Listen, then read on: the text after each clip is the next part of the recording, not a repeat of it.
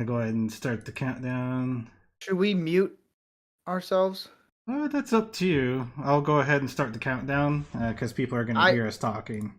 I say mute, and then when we get to the countdown, Jeff, make sure your countdown's already begun. First door on the Advent calendar. Jeff, make sure your countdown's already begun. First door on the Advent calendar. Jeff, make sure your someone's echoing. Jeff, make sure your someone's echoing. Jeff, make sure your someone's echoing. You look a lot like Christmas.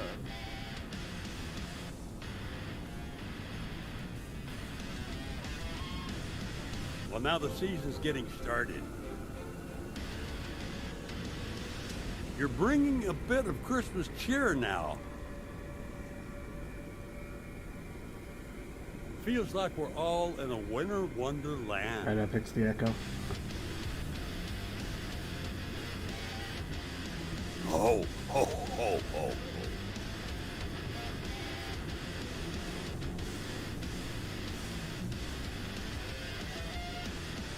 Now Krampus is the one who better watch out.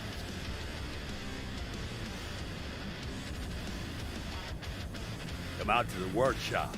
We'll get together. Have a few laughs. Oh, oh, oh.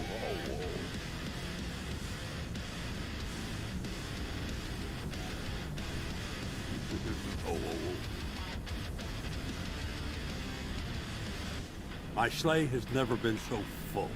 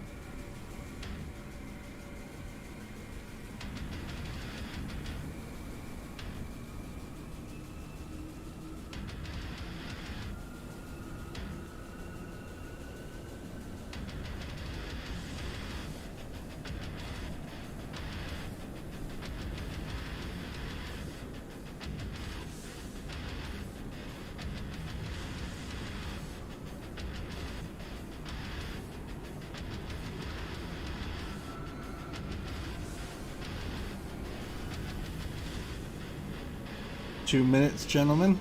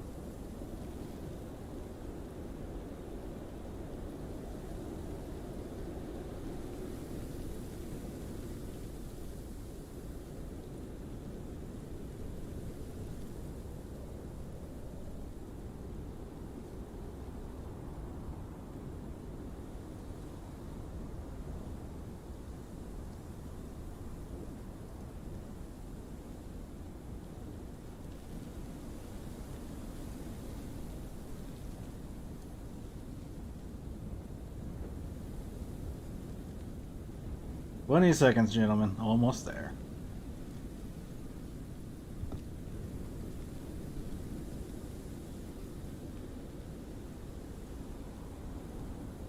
starting to feel a bit like Christmas. Feel the power of Christmas. All right, and we are good. Make sure you Welcome unmute everyone. yourself. Oh, sorry. Welcome everyone to Man-O-Rama episode 4. I am graciously with Jeff, the Lost Wanderer, and the Goat. How are you guys doing? Doing well. Really love what the YouTube intro looked like tonight. That was pretty awesome. Dude, it was cool. Oh, other than the accidental echo there, my bad. Like I said, I left the YouTube tab open. Other than that, when it was corrected after like first few seconds, that's badass, isn't it? Dude, it's so cool.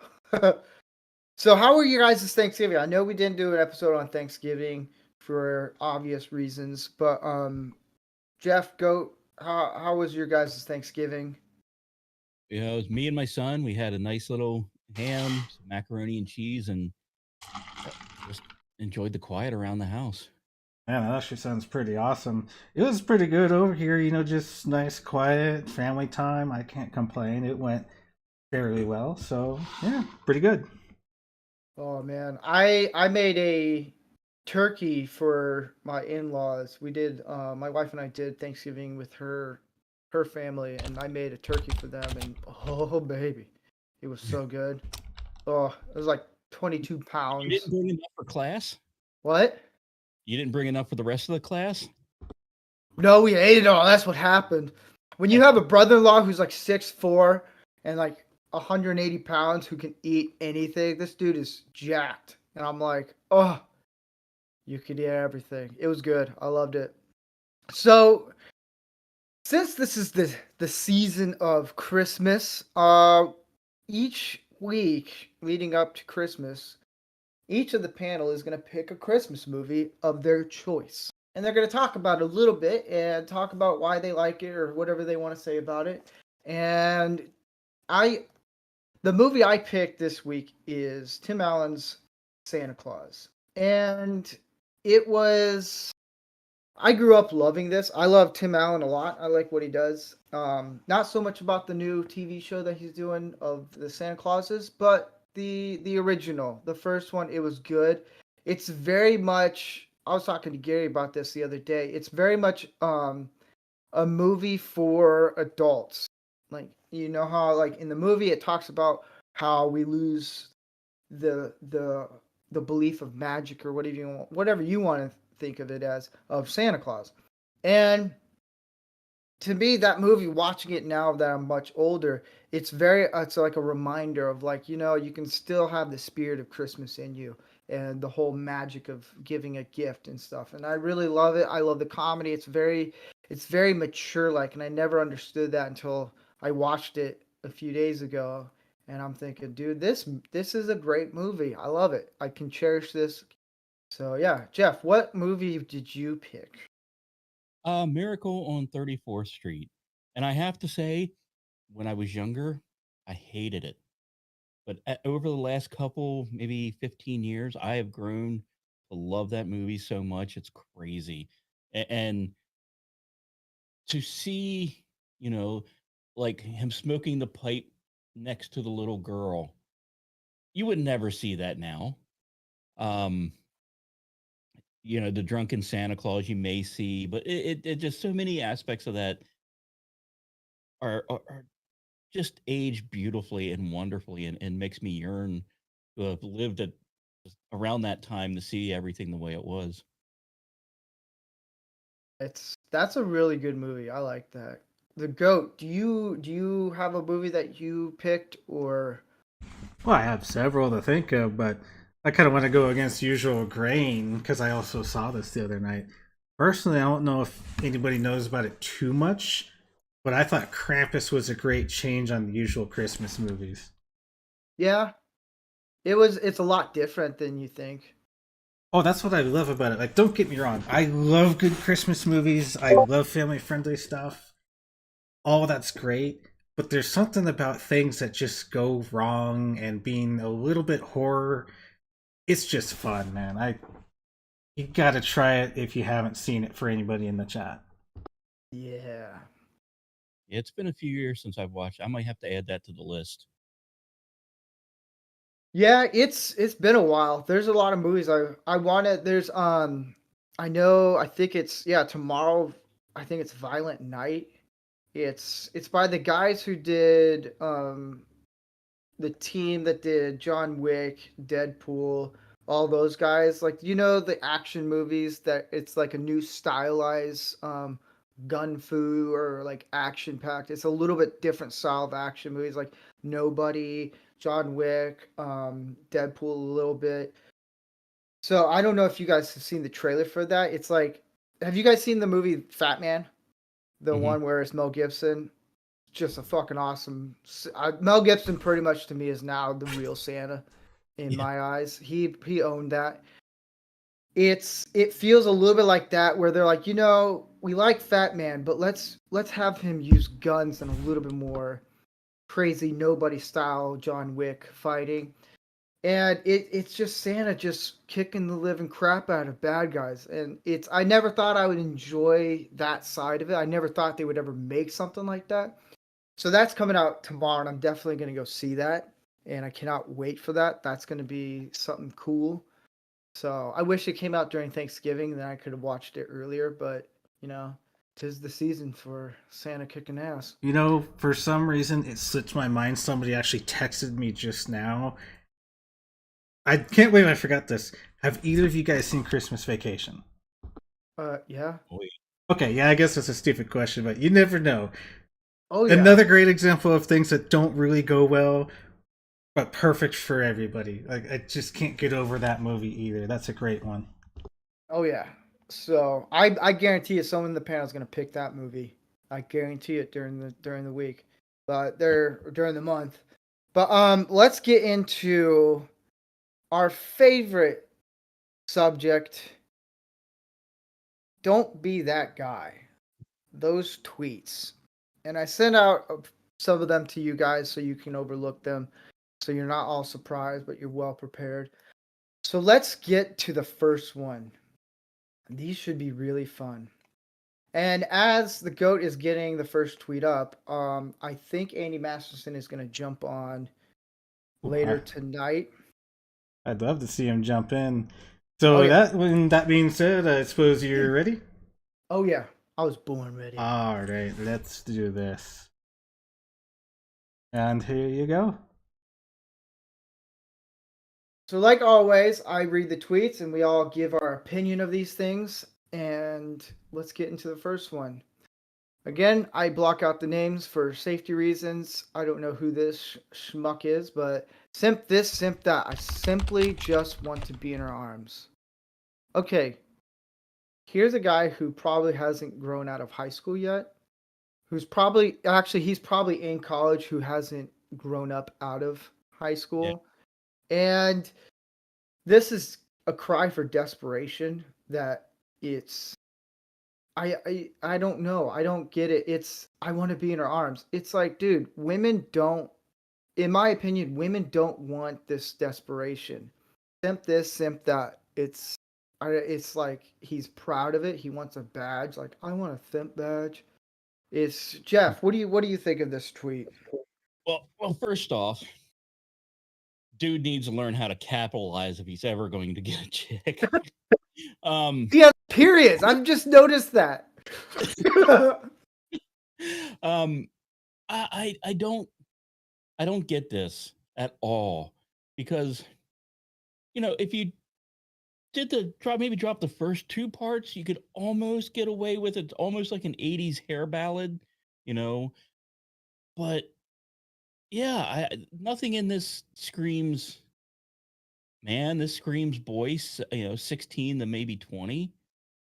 And just I don't want to say it's a cry for desperation but he may be picking up moms like behind the Circle K in his near future.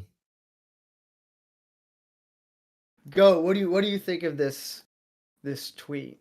Dang, I love that last line. Holy crap, Jeff, that was great. But overall, I'm just kind of doing stuff behind the scenes, so I'm slightly distracted, but no, no, this is not what you do. This is everything wrong. Just, oh my god. When people do crap like this, it's like, oh, I just want to be in her arms. You don't do that by simping. Go do something. Go talk to a friend or a friend or a friend. Try to do Well, something that isn't freaking simping, because this is just dumb. Yeah, it's. I mean, showed I showed this to my teenage son, and I don't think his eyes could roll any further than they possibly did. It, and the it, sad part is that I probably know he probably knows people like that in his school. yeah.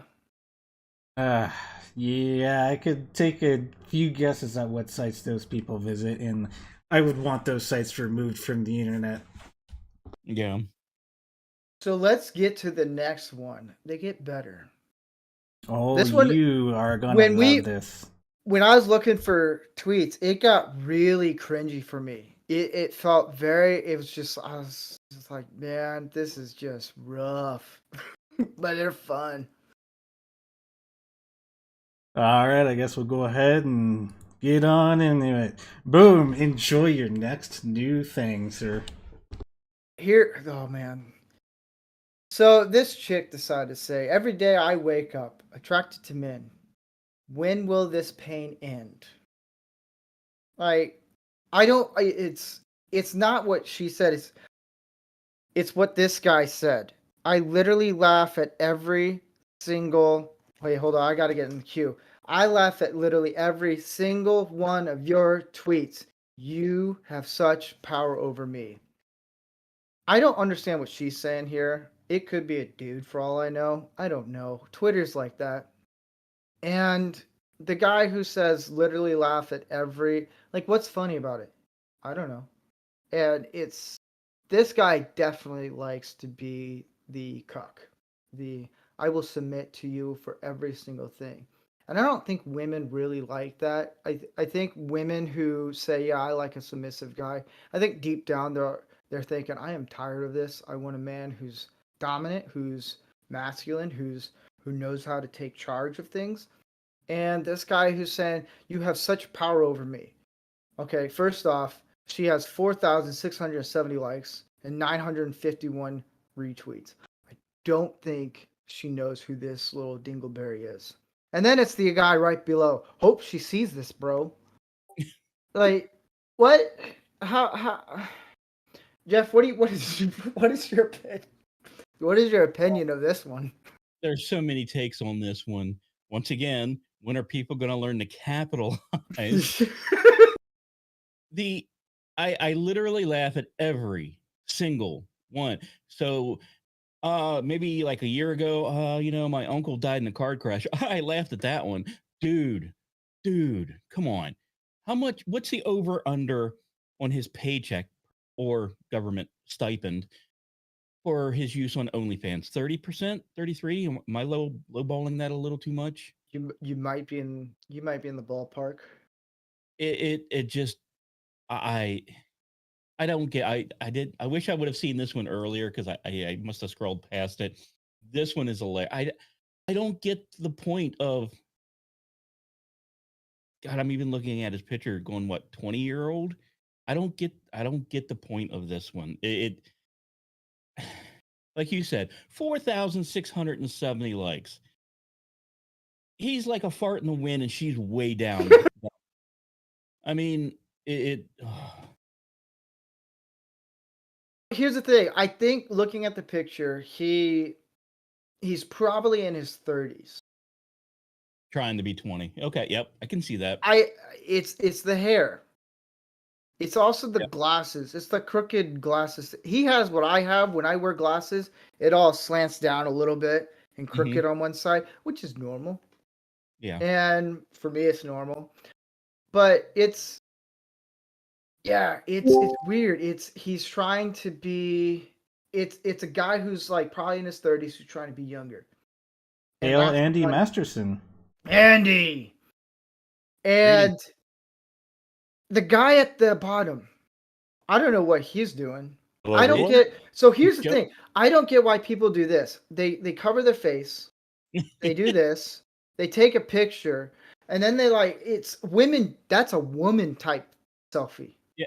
The Well, mere thing. I want you to see the rest of my body, but I don't want you to see my face. Well, well, you know, further, it's I wanna see what you look like. So it's that kind of thing. It's like don't hide your face. What is it? And he's he's high and his package. He has zero to offer. he put his hand over his package like he's hiding. It's like I just don't know. Yeah. Talk about the other crime here, the technological crime. I know it's for a photo, but anytime people take vertical anything, especially this guy holding it up, he's one of those people that goes to take video vertically instead of horizontally, where you got to just replicate the crap on both sides just to fill a monitor, and it pisses everybody off. You know who he actually is? Have you guys ever seen the film? This is this type of guy right here. You know the type of the guys who film or whoever's filming an accident, like a fail, someone on a skateboard that crashes or like on a bike or something. Some type of like someone get hurt on camera. Not bad, but just enough to where it's pain. And they drop their camera, they drop the phone, so you're looking at the ground and you don't see the aftermath. Mhm. It's that type of thing, and I told my wife this. I'll try to post the video one time. When we first moved to the town when we got married. I told her I was like, hey, I can jump the parking meter, and she's like, no, you can't. Oh no!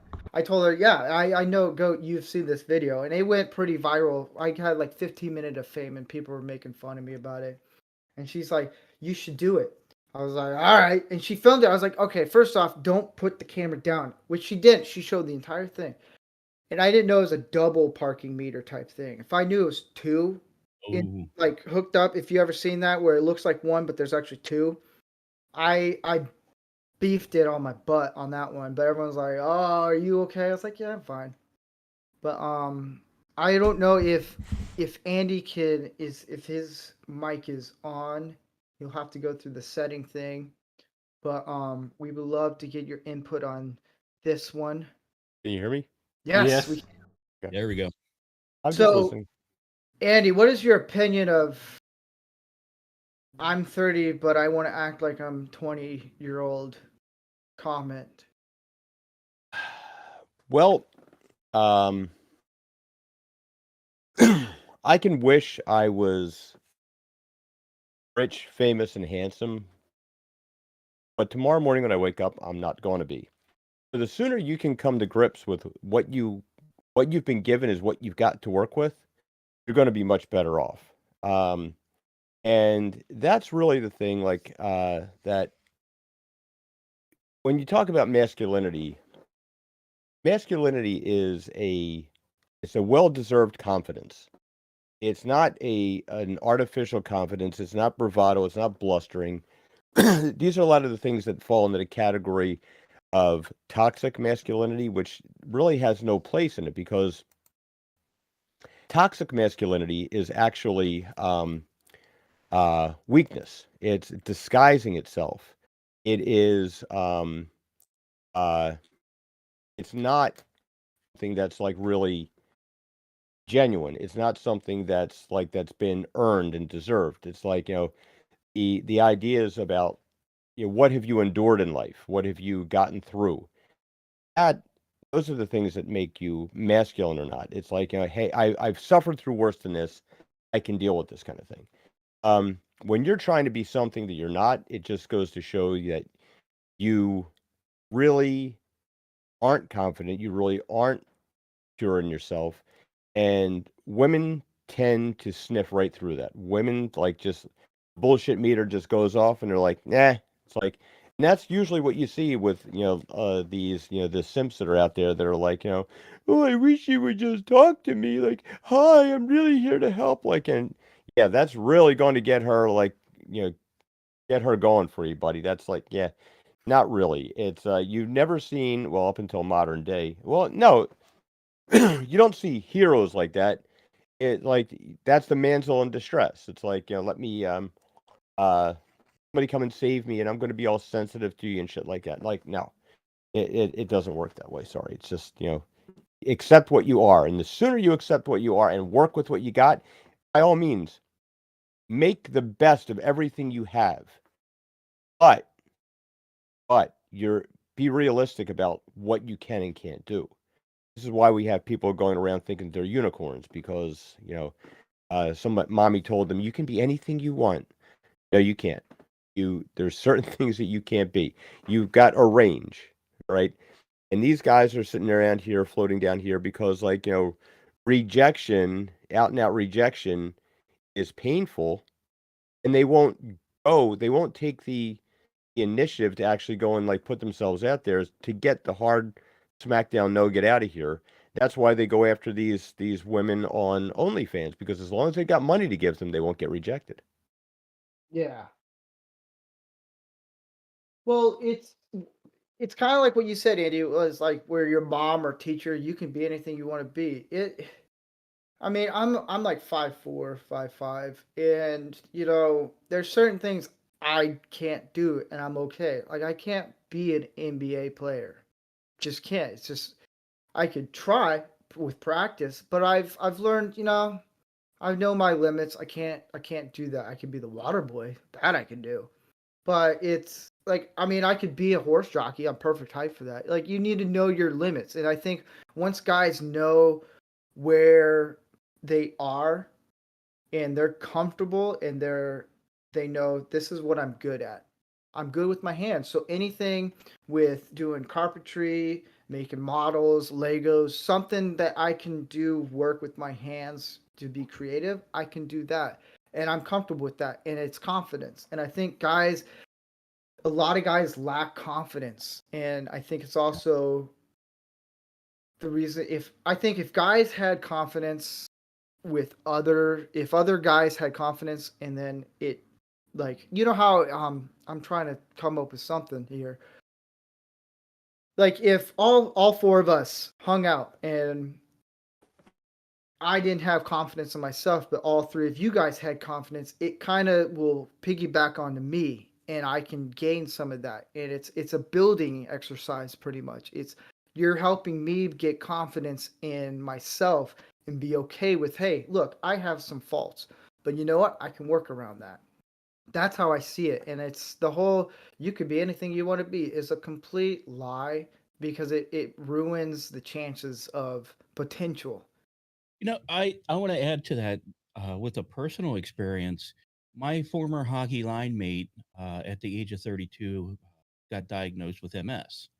He was heartbroken that he couldn't play anymore, but instead he focused his energy into coaching, and he was actually a better ended up being a better coach than he was a right winger because his confidence he started to see more. He started to go, hey, you know what, I can't do this, so let's focus on this. He found his confidence in coaching because he couldn't do the on ice thing anymore. And it's fascinating to go through that process and learn what your confidence is. And it's hard to go through because you will fail, because I mean, I think all of us here have been told at one point we can be anything we want to be, especially in school. And it's not true. You have to find your skill set and then see if that gets you anywhere. I remember, so I grew up homeschooled in Florida, and which was kind of cool. I finished high school when I was like 14, and not saying I'm smart. I just figured out how to beat the system. But my mom, she taught me pretty much all the way through high school, and she never said you can be anything you want to be. She just said whatever you want to be, work at it, and you'll get there. And when I was working on my GED, I had this whatever teacher lady there. She said you could be anything you want to be. I was like, oh really? Because I've always wanted to be like Shaquille O'Neal and just slam it. And she just looked at me all confused. I was like, yeah, I can't no. But let's get to the next tweet. The If I think I know which one it is, it's gonna be pretty Here funny. you go. All right, so this one is pretty good. I figured out who Pokey is, and she's pretty much desperate for money, I guess, because she's on Twitch and all that. I've been But this. she's not desperate for money. I wouldn't say she's Oh, desperate. I think oh, she's okay, yeah, I freaking stand corrected. loaded. She She's is raking it desperate. in. Yeah, jeez. And okay, so how do I date Pokey? I have been donating and getting her attention. She always smiles when I do. I love when she says thank you and my Twitch username. Where should where should I take her when we do? What should we do? God, I can't wait for us to get married. I love what this guy says. This Homer Simpson avatar guy, bro. We This take a is second to also look at the avatar. Like the guy's asking a question, but look at the freaking avatar. It's almost like it kind of tells you what he wants to do without telling you. it. Yeah, this is another like this is a guy who's never been told no by a woman, I think. And he has this he's a dreamer when it comes to dating. It's I used to be like this when I was younger and then I grew out of it. Is when I would date someone when I was younger and I would think, you know what, this is the person who I want to be with and all these things and just dream it, which, it's okay when you're younger because you don't know. You haven't gone through enough breakups and all these things. You haven't gone through enough life experience to know like that's not the way you approach relationships and dating women and or if you want to court someone. And just saying, I can't wait for us to get married. I it it's sad when guys do this because it makes it really difficult for them to understand that it's you're not that's not how women want to be like I don't know like pursued is I can't wait to marry you. Bro, you haven't even gone on a date yet. You don't even know if you're gonna like match or anything. It's yeah. What do you guys think of this one? Oh, I I want to preface I this is not meant mean spirited. I wonder if this dude has actually seen what Pokimane actually looks like. She's an attractive woman without all the makeup and everything, but Yes. has this person actually seen what he would wake up next to compared to her on-screen persona? Second, he'd have better luck at a strip joint with the money he's throwing. Hmm. I've heard. Not feeling festive. Well, here's like what you said about Pokey. Like people on Twitch and people on live streams and stuff. It's you. For me, I Rancor Steve. It's a character. So I Yeah. play this character on Pop Culture Breakdown. I play all these like this cowboy type person, even though it's pretty similar. She probably plays this certain type of character. Once the camera's off, she's probably a total different person, and she's probably really super nice and sweet in person once the camera's off. But once the camera's on, you have to play this certain character that you want to gain money for. Andy, Mhm. what do you think of this guy who thinks he's going to get married to Pokey? Well, if you don't live in the real world, you don't get real disappointment. If you take an actual chance about, you're he you can't you can't be in love with someone that you don't know, and this is the problem that like a lot of people run into, is we often don't fall in love with a person. We fall in love with our idea of that person, Mhm. Hmm. and then we're disappointed when they don't live up to our idea of that person. He's painting this picture about who he believes this girl is, and it has nothing to do with reality. It has nothing to do with like he can't know who she is because he's never met her. He can't know what she's like. He can't know any of that stuff because he hasn't done the work. He hasn't like this is the whole process about getting to know people. This is why things like Tinder are so bad because you don't actually get a chance to know someone. It's like you're there and we're conditioning ourselves into a society of like dopamine hit to dopamine hit, which changes your brain chemistry and doesn't give you any long-lasting fulfillment. But for him, as judging by this, he's being risk averse because he doesn't have to take any actual chances. If you're in love with, something unattainable, it's not your fault that nothing else has happened for you because, like, darn it, it was just out of reach. It just wasn't meant to be, and I get to languish in my self pity and stuff like that for the rest of my life. Instead of being realistic and saying, you know what, that checkout girl is kind of cute. Maybe I should have a conversation with her. The girl at the library, maybe she's like, the girl at the gym, somebody with some similar interests. If you are you're someone who's like, women have always determined, men perform for women, and women choose off that menu. When you're someone like Pokimane, who has, all right, so she makes quite a bit of money. I think she was one of the ones that did like this whole thing where like showing off this place that she had. Might have been a different one, but it doesn't really matter because the income levels are the same. In order to make that amount of money from people donating on Twitch, there's got to be 100,000 guys. You think you're the best out of 100,000 guys? You better start with a room full of like 5 guys. Like, are you the best out of the room full of 5 guys? And if you're not, get to number 4, get to number 3, get to number 2. Start with being the best out of 5 guys, and then work your way up. You're not going to go in there and guys that are the best out of 100,000 aren't giving money to girls on Twitch. They're out there with real women, taking them out to dinner and having a successful life.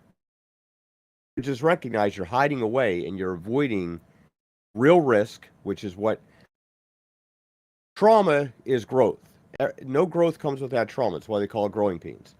And that's the issue. It's like, this guy's got to wake up and say, like, but as long as he stays in his fantasy, he never has to worry about being disappointed because it's not a realistic goal anyway. So nothing lost. No, because he can't win. He needs to take off the Oculus and exit the metaverse and enter the real verse. Well, he's also I this just dawned on me. He's also the type of guy who probably, not saying it is, but there's some guys who will go on a date. They're so dead set of like, I finally get on a date.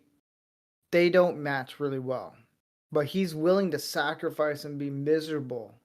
And a lot of guys do this, especially in marriages and dating, and they'll just sacrifice anything. They'll give up everything just to be with that one woman, and they're going to be miserable. And they're just they realize, this wasn't the smartest decision, but whatever, I'm going to stick with it because I can't do better. Well, that's a bad mentality if you're going to think that. It's if you could see the red flags right away, of even if you're a woman who's seeing red flags in a guy. I know women do the same thing. It's both sides do this, where they're willing to just go, you know what, I'd rather be miserable and have this person than be happy not have that person. And that's not a good, healthy way, because you need to have a balance. You need to be able to help each other out when you're in a relationship. Like, the guy is supposed to be there to help her, be the foundation for her, and the woman's there to help his needs in any situation that he needs it. And it needs to be going back and forth. Communication. That's what I always think. Communication. And sometimes I fail at that in the communication, but if you're just there to say, I don't care, I'm just going to be miserable for the rest of my life, but I have her. It's like, well, you're going to lose your guy friends. You're going to lose family because they don't want to deal with you feeling depressed or feeling whatever situation. Or if it's a woman, it's like, I don't want to be like, she's going to lose her girlfriends because she's with a guy who is like, you know what, I'll deal with the guy who's abusive and everything because I can't do better. Yeah, you can do better. There's 8 billion people in the world right now. You can do better. It's not that hard. It's okay to just be single and work on yourself. And let's get to the next tweet. I think there's 2 more left. This one is going to be a good one. I saved the best one for last because it drove me nuts. All right, here you are. So this one, oh my gosh. This one, he's proud of it. He has the badge, the golden ticket badge of simp. Oh, so I'm a simp. Complimenting women on Twitter makes me a simp. Supporting women with a $99, pretty much $100 subscription to her OnlyFans makes me a simp. Visiting her and getting arrested makes me a simp. I didn't read that part. Wait, what? I didn't see that earlier too. What the hell? Visiting her and getting arrested makes me a simp. You're right. It does make me a simp. Super incredible man. Okay.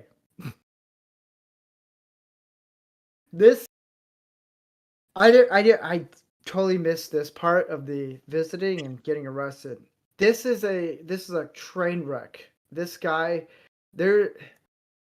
if there is no fixing it now, there's no hope for this guy. Yes, if you're spending $100 a month or whatever it is, a subscription. If there is no fixing it now, there's no hope for this guy. Yes, if you're spending $100 a month. Hey, Talcum, you got a hot mic there. If there is no Talcum's in. What up?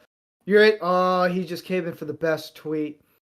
So if you're spending $100 a month, I don't know how OnlyFans works. All I know is stupid site.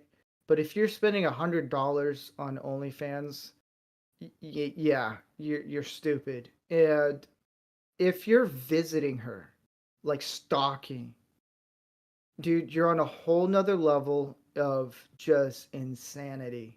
It doesn't make sense. And the whole super incredible man. No, it does not make you. Well, he forgot the P for some reason. Super incredible man perv or something. I don't know. Like, what do you guys think of this insanity? The whole last one is funny. Well, I guess I'll jump in. Basically, when I read crap like this, especially that last one that I guess I just went over earlier and didn't notice it as well, but visiting and getting arrested, like, this is like those people that go out and do stupid things because someone attractive says, "Oh, you should go do thing." Obviously, I'm not going to give examples because YouTube and whatnot, and we're not like certain creators that tell you to do horrible things. But there are people stupid enough to go do something because someone will give them attention or maybe tag them or say, "Oh, great job, so and so." And then guess what? After that, you're still the nobody that you used to be in the first place. You're nothing. To a person like that, or anybody where you're a simp in general, you're not the good guy. You're more of a bad guy, but you're more of an idiot, if anything. It just comes down to these people having no idea and no financial common sense. You don't just throw money around to try and get attention. No, you get attention because you're either a good person, you got something in common, but you do not support somebody by throwing money at that particular kind of site. That's the type of person that they don't want. You're just, as they say, whereas one specific creator said, you're a pay pig. That's all you are. That's all you will ever be if you use sites like that. Anyway, that's my 2 cents. Did somebody call for a super incredible man? Nice timing as usual. I just want to. So CC Karaoke. I just want to read his comment. I built a life for myself that is tailored to being single, and then I found that I would rather a girl who fits into my single life than to give it up to be with a girl. Yeah, that's like valuing your time. I think it's if a It's guy very important. You always have a proper fit when it comes to a woman. Yeah, because you don't want it to be too tight, and you want to feel like you're throwing a hot dog down a hallway. Hey, Steve, he sent you a message in chat. Herc did. Have you seen that one yet? I'll read it in a bit. But I think it's smart to know if a guy is saying, you know what, I don't want to give up my time and what I'm passionate about just for a girl. I want to have her included. I think that's healthy. And it's yeah, I just saw that and I wanted to do a shout out, but we can get back to this super incredible man creep stockish. Well, I have some breaking news on this. Vegas has pulled his betting card off the table because originally they were betting on whether or not this guy has appeared on Live PD or on Patrol PD at said girl's house. Huh.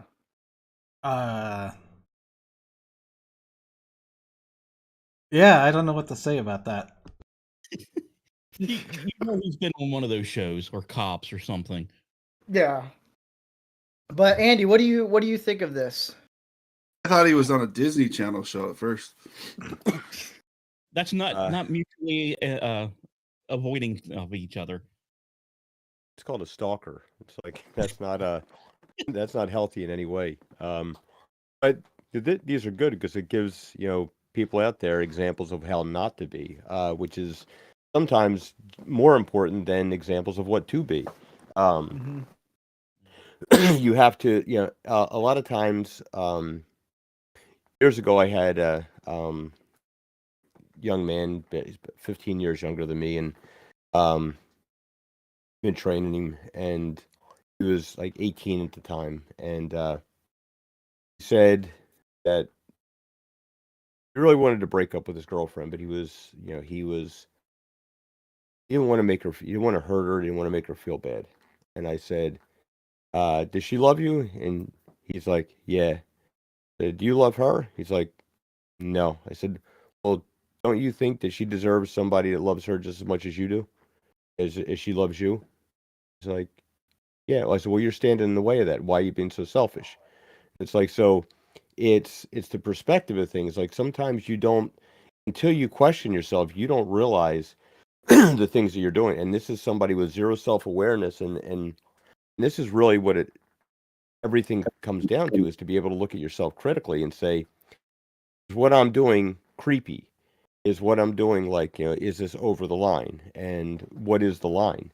That's really this. Now, if this guy actually went to somebody's house and got arrested, hopefully he's got somebody in his life that has an intervention for him. And if you're that guy that thinks like, hey, that might be a good idea, get yourself, go see a counselor, because like you need some assistance in decision making that your father didn't give you, because there's boundaries, and anything that you're going to do that's going to frighten a woman that's a no-go zone. That's something that's like, you, and this is part of what we don't want to hear today, that like, they're the weaker sex. It's like they here's an example that women can't understand. A guy's driving along. All right, we're all men here. We're driving along. We get tired. Pull over to the side of the road and take a nap. Women can't understand that. Like, oh my God, are you crazy? I could never do that. Because men just tend to think like, yeah, I can handle anything that comes along just because.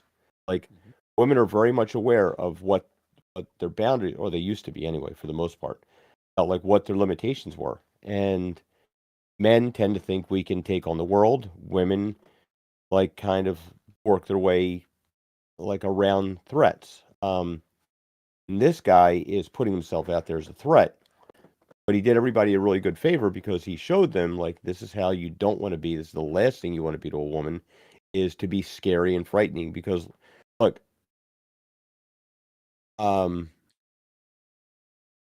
what's his name? David Berkowitz, the son of Sam Killer.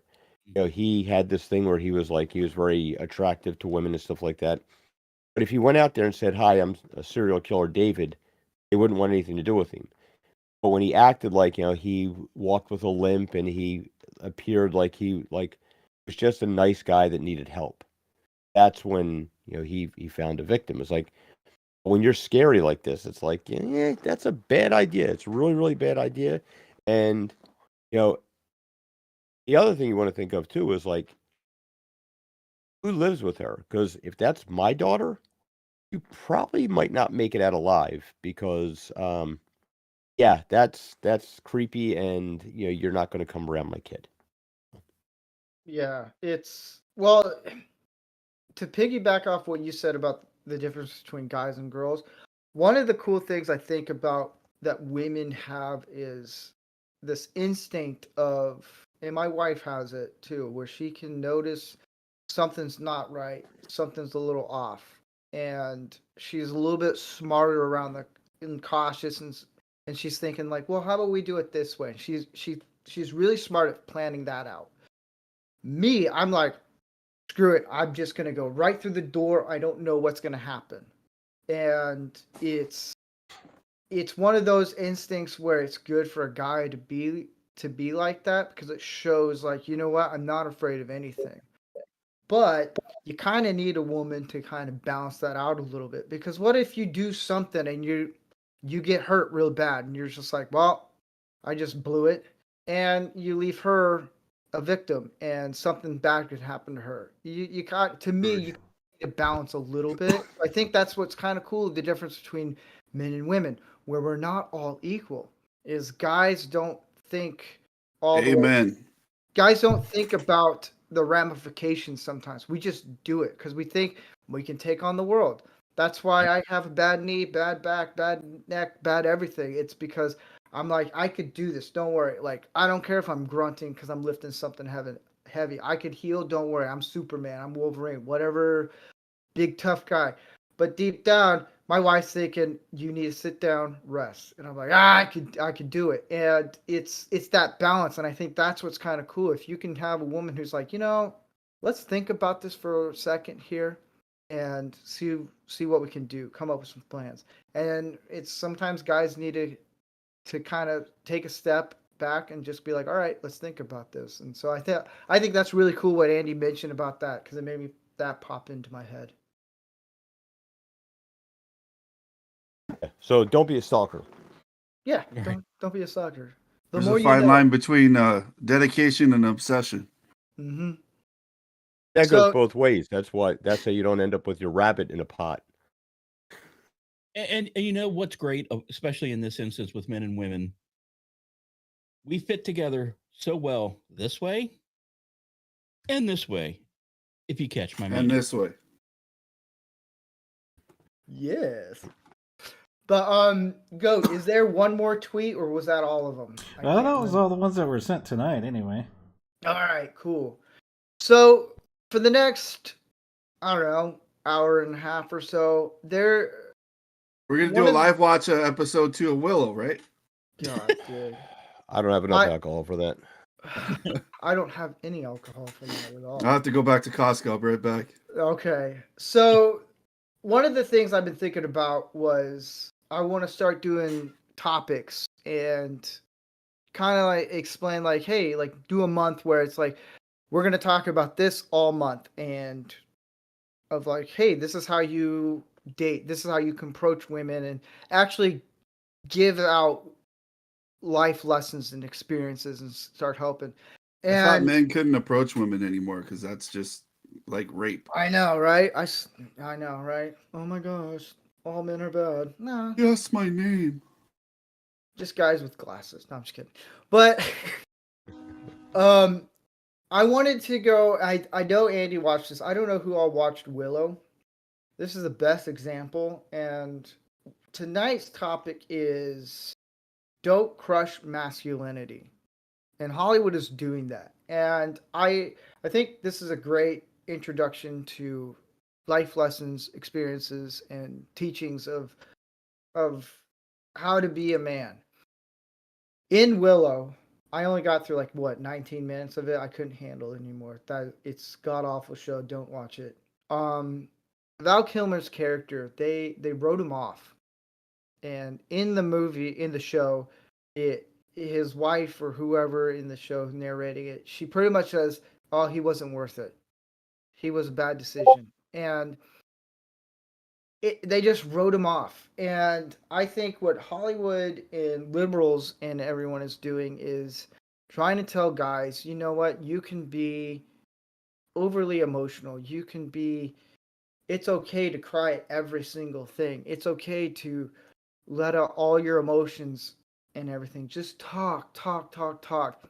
And don't be protective. Don't do all this stuff. Don't be what a typical guy or like a man should be. And I wanted to get your guys' opinion on this of how Hollywood is treating, like Thor, for example, is how they've bastardized him and just made him. And I know Chris Hemsworth has mentioned it, and he's not doing Thor, I think, now because of how they treated him and what they did with Boba Fett. They bastardized him. He was a badass guy. He knew what he wanted to do. That show, Disney bastardized him. They did. Boba Fett had a show?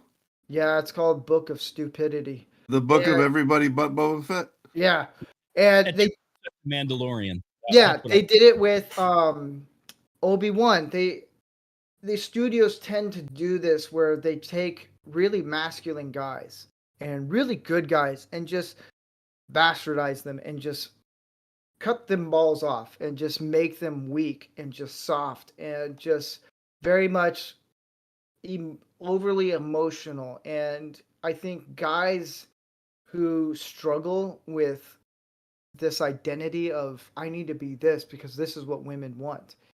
I think men who stand up and be like, no, cut that crap out. This is what women want. It's not. Don't listen to what Hollywood liberals, ultra male feminists, even modern day feminists who hate men but are okay with dudes in dresses to win pageants.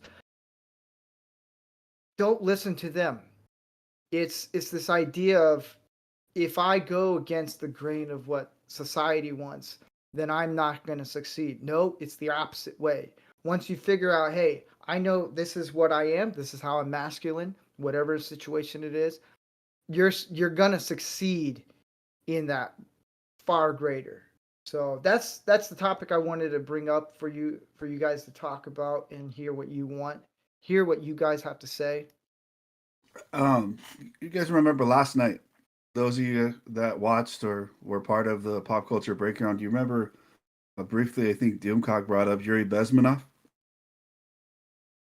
I think so, yeah. Well, regardless of that, are you any of you familiar with Yuri Bezmenov?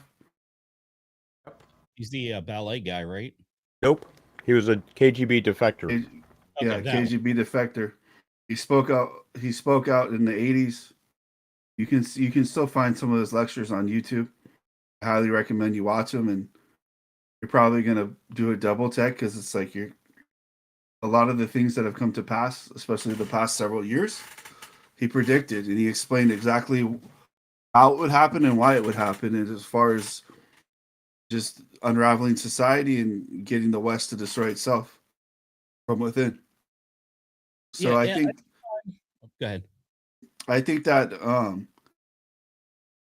it's not just Hollywood. You see it in the film industry. You see it in sports. You see it. This is no accident because the entire, as far as the emasculation of men and just making men feminine and demonizing masculinity at all, it's a highly coordinated effort. You've seen in the school system or the educational system into the university system, K through 12 into the university system. You've seen it in Hollywood. You see it in the mainstream media. You see it in commercials. When's the last time you saw a commercial where a man wasn't portrayed like a bumbling idiot, or especially a father? I mean, they even just was it Gillette doesn't even use men in their shaving commercials anymore.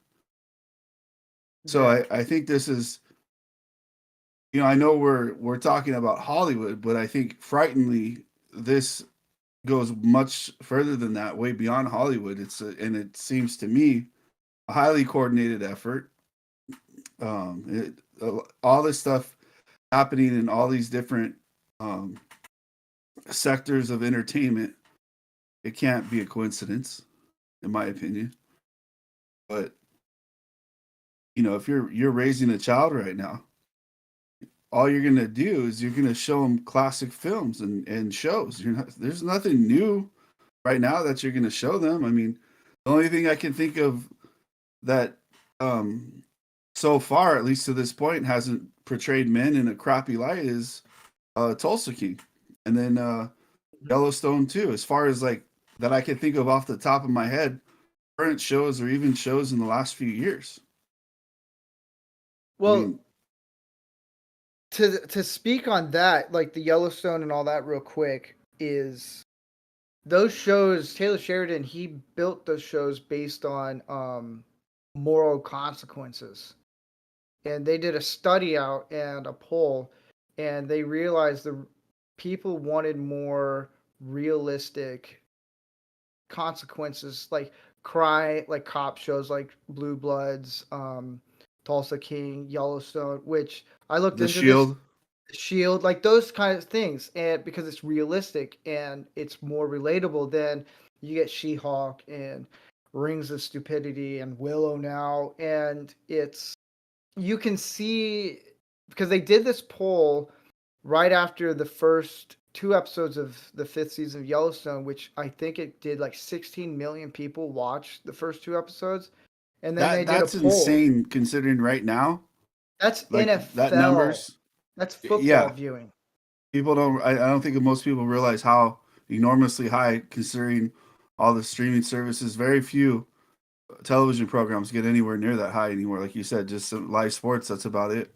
And it's they they did a study off this, and they realized people want to see realistic things like consequences, what's going to happen in these situations. And then they found out that Tulsa King outperformed Rings or the House of Dragons, whatever it is, and then Yellowstone's pretty much like, I will demolish everything, because it's relatable. You can find every character in that show is very relatable on anything, and it's not woke. There's not a single drop of wokeness, because it's all dealing with actual consequences of everything. But you guys know about No Shade November, right? Yeah, but I didn't think I could pull my pants down on YouTube. Well, no, you can't do that. But Okay. so a few years ago, there was so pretty much, if anyone doesn't know what No Shave November is, it's pretty much about prostate cancer for guys, and if anyone can do it, like you don't trim or you don't cut your beard, facial hair, or anything. And the guys who came up with this idea, their wives wanted to jump in and be a part of it, and they try to take over the whole No Shave November. And the guys were like, "No, you can't. This is the guys' month of just dealing with this. You can show support on helping us and promoting it, but you can't." Can't they show support by doing erotic prostate exams? I guess. I mean, I've heard this. I've never experienced. I'm saying I've heard this. Have you ever had a blowjob and then like a woman, stick her finger up your, check your prostate, a medical exam. It's like coming and going at the same time. So that would spice things up for No Shave November, but it would complicate No Nut November. Yeah. Anyways, Treading what those else? YouTube waters, are we? Yeah, this show. There be land, not sea mines. keep Be careful, treading. buddy. But Andy, what do you? I want to hear what your thoughts is about how Hollywood and society is pretty much ruined masculinity. Well, it's about not the whole participation trophy thing is about nobody has to lose, but losing is actually a good thing. Losing makes you develop a strategy on how to win.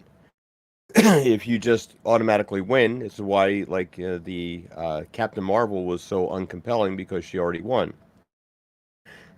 But these things are written by a bunch of people that they went to school, took some classes on writing, and wrote themselves in the story because they never did anything exciting. They never did never had some stories that didn't go too well, like trying to jump over parking meters, because they wouldn't take that chance. They wouldn't wouldn't even try that. Um, when you take no chances, you don't fail. And when you don't fail, you don't grow. And it's encouraging, and it's itself. I believe that these people looked at John Wayne and Clint Eastwood and Charles Bronson and felt intimidated by them and said, I don't have to be like that. I can be like this and still be heroic. Well, no, it didn't work like that. And that's where you're getting now. This is and all this stuff has perpetuated itself. This is Marxism. Marxism, wants the lowest common denominator of everything. Marxism does the identity politics. All this stuff is steeped in Marxism. And it's about intentionally weakening people. And you're making this illusion that women can be super, super strong. The strongest woman it will still be nowhere near as strong as the strongest man. The strongest woman will be lucky to. All right, case in point. Okay. My daughter is a power lifter. She just joined a powerlifting club at school. She's young. She just started. She's only 20 years old. And a few months ago, she was going for, at the time, her personal record deadlift, and so she put on there about 200 pounds, and she deadlifted it for 1 rep, and she said, "Are you gonna go?" And I said, "Yeah." "What are you gonna start with?" "I'll start with this," and I did 10 of them. And then last week we were there. She got there. She was bench pressing, and she went down and she was working on her, and she's very, very strong. She's she just did a 275-pound deadlift last week, and she's going for a bench press, and she's just missed 120.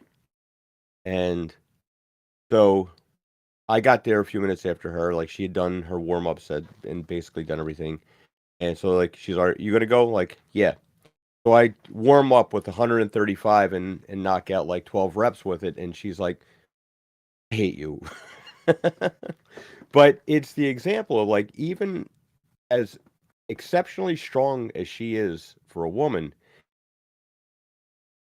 here I am 55 years old and am still much, much, much stronger than her.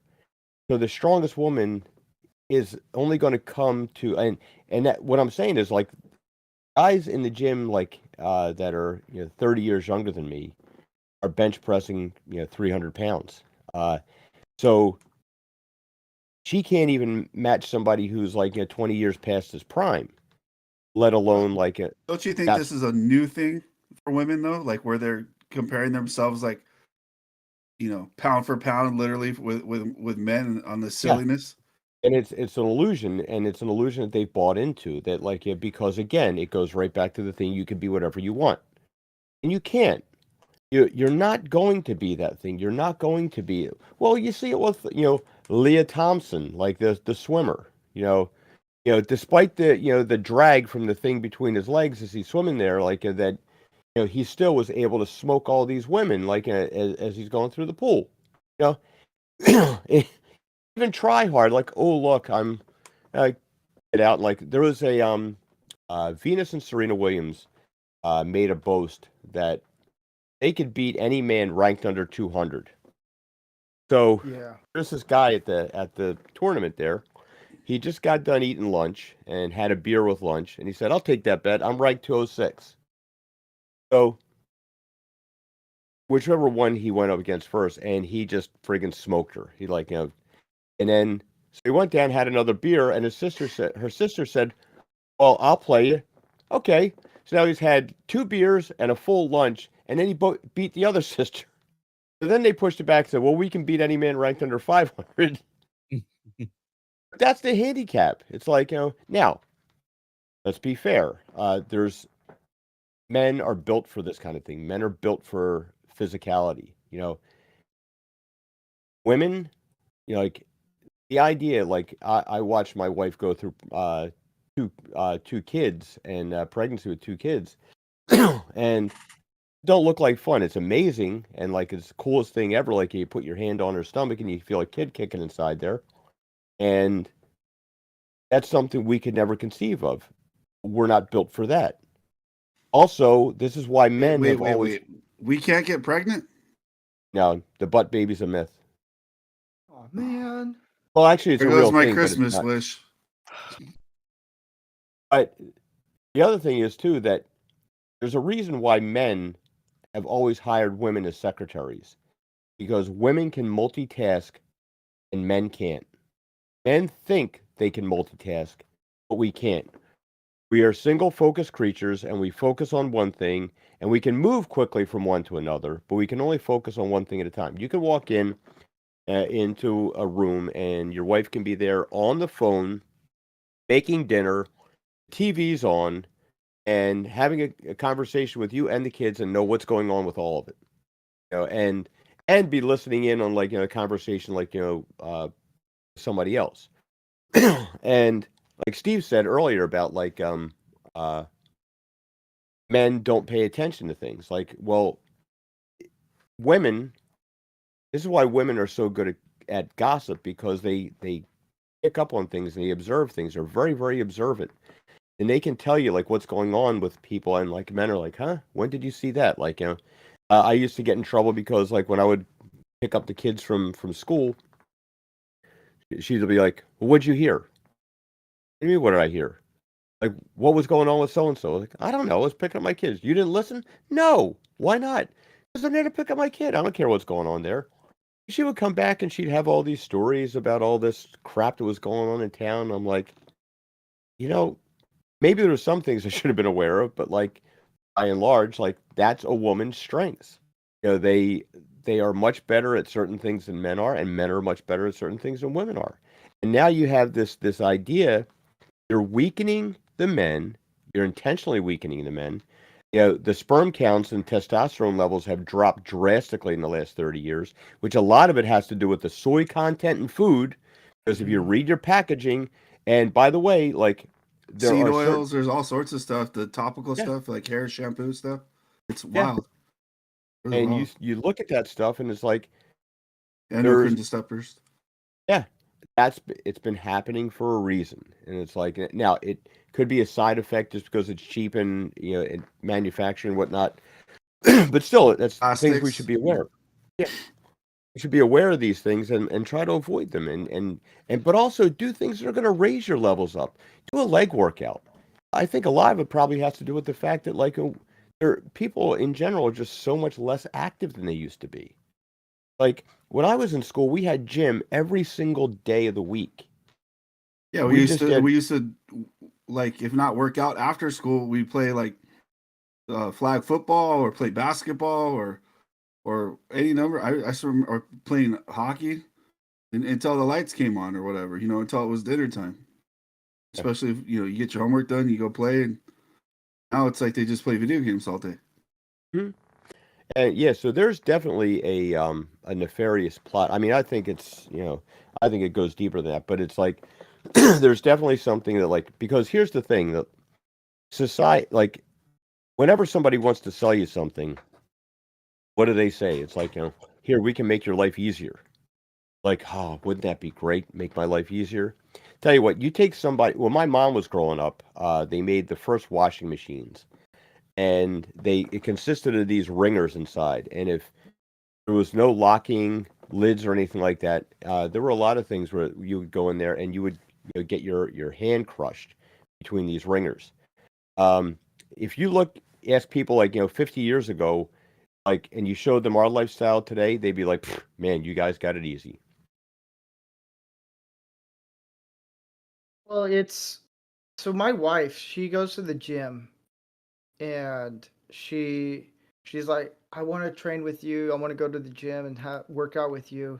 I was like, are you sure? Like, I don't want to. She was like, I know you're going to lift more than me, but you know how to do these proper trainings and you can do it a lot better and you can teach me. I think that if that's the mentality where it's women are okay with like, you know what, you're going to be better at this than I am, but if you can help me and train me, that would be great. And I remember there's this one chick.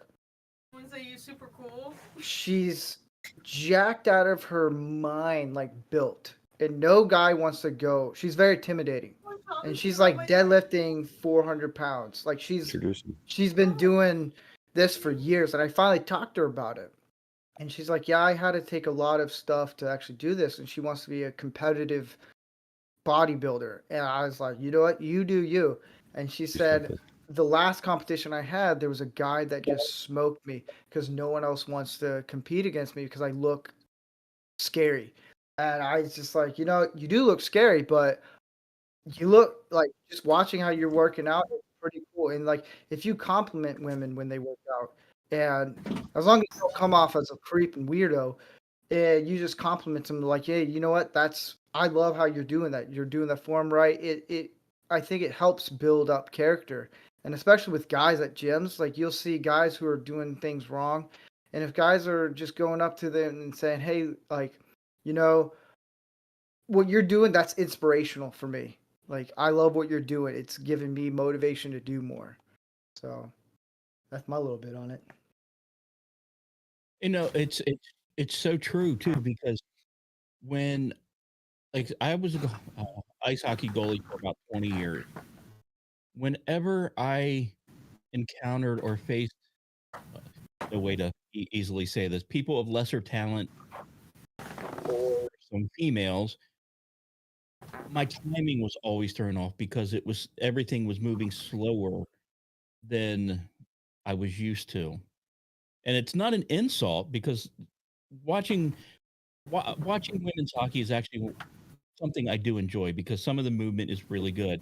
But I was going to send this tweet to Steve for the show about the NHL saying trans men are men and trans women are women. Let me tell you, being checked, That's what all hockey fans want to hear when they turn on their favorite team's game. yeah, let me tell being even in goalie gear, being checked by a 6'4", 225-pound crazy guy is not fun. Being checked by a 5'8", 140-pound good hockey player, I'll take that all day long. It's the speeds of the shot are different. The physicality is different. The speed is different. And to tie it back into even with the movies or TV shows with Rings of Power, what killed me, uh, I did a podcast on every was it 8 episodes? And there were 4 times in that series where they accidentally showed men being men, and it all happened in 1 episode and 15-minute window. I don't know who was in the writing room. I don't know if Jeff Bezos had walked in and said, "Hey, add this," but 15 minutes, 4 instances in 8 episodes of them legitimately showing a man being a man. And mostly it was father to son and in that matter. I don't have my notes anymore. Otherwise, I'd tell you what they were specifically. But they just walk in, they do not understand the difference between men and women. And there is a significant difference that people just they're, they're afraid to talk about now. And it's sad because a good, strong man will complement a good, strong woman, and vice versa. You can elevate each other to a point of amazing results, regardless of how low one or the other is. You're always elevating. You're always working, like you said earlier, Steve. Attempting to communicate and build upon what you already have, and they just don't get it in anywhere. It seems like anymore. I just was wondering between men's hockey and women's hockey, by the end of the game, on average, which one has more blood on the ice? Men. Fair enough. Barely. Barely. I Do you guys remember the chick who wanted to play, who was ended up being a kicker, I think, in college football, who was a kicker? And Yeah, that won that 2-hop, the extra points. I was so nervous for her because I know a lot of college guys who were in college football, and they're massive. Like in the Midwest, they're huge. And all I was thinking was, if she gets hit, it's over. And I think It'd be a good thing because it would discourage other women from being well, I can't say the R word, from being silly like her. Well, yeah, but it's this idea where it's guys can play. I'm again, I've said this before. If you're in your 20s or you're an adult and you're like, I want to transition to whatever, cool, go for it. You're an adult, do that. Just don't do it to kids. But my issue is when you start bringing guys to play women's sports, and then it's this whole like UFC. There's a transgender I think that it does goes UFC. both ways. Yeah, and then you have women who are like, "Hey, I can play against guys. I can do." It's just not safe. It's a safety issue, and people want to go, "Oh, you're being discriminatory." It's like, no, I'm actually concerned about this person's safety because they have a few screws loose, so they can't, look out for themselves. Well, there's weight classes in boxing and wrestling. Exactly. I wouldn't want to see Ronda Rousey go up against Conor McGregor, or you get Ronda Rousey or any other boxing female going up against what's the guy, Mayweather. You don't want to see that because it's not an expedition, it's an execution. It's you're putting yourself in danger. And then what? There was a trans female MMA fighter that Joe Rogan got a lot of heat about strictly because he talked about how unsafe it was. Yeah. Because of the bone density and the muscle structure, everything, compared to a woman, it's just not the same. No matter how much you want to pump yourself for hormones, how much you want to take your pee-pee and turn it into a balloon animal. I mean, it's just there's nothing you can change about that. And it's like, to me, I'm at the point where I literally don't care. I'm like, let men play women's sports. Let women get annihilated. I don't care.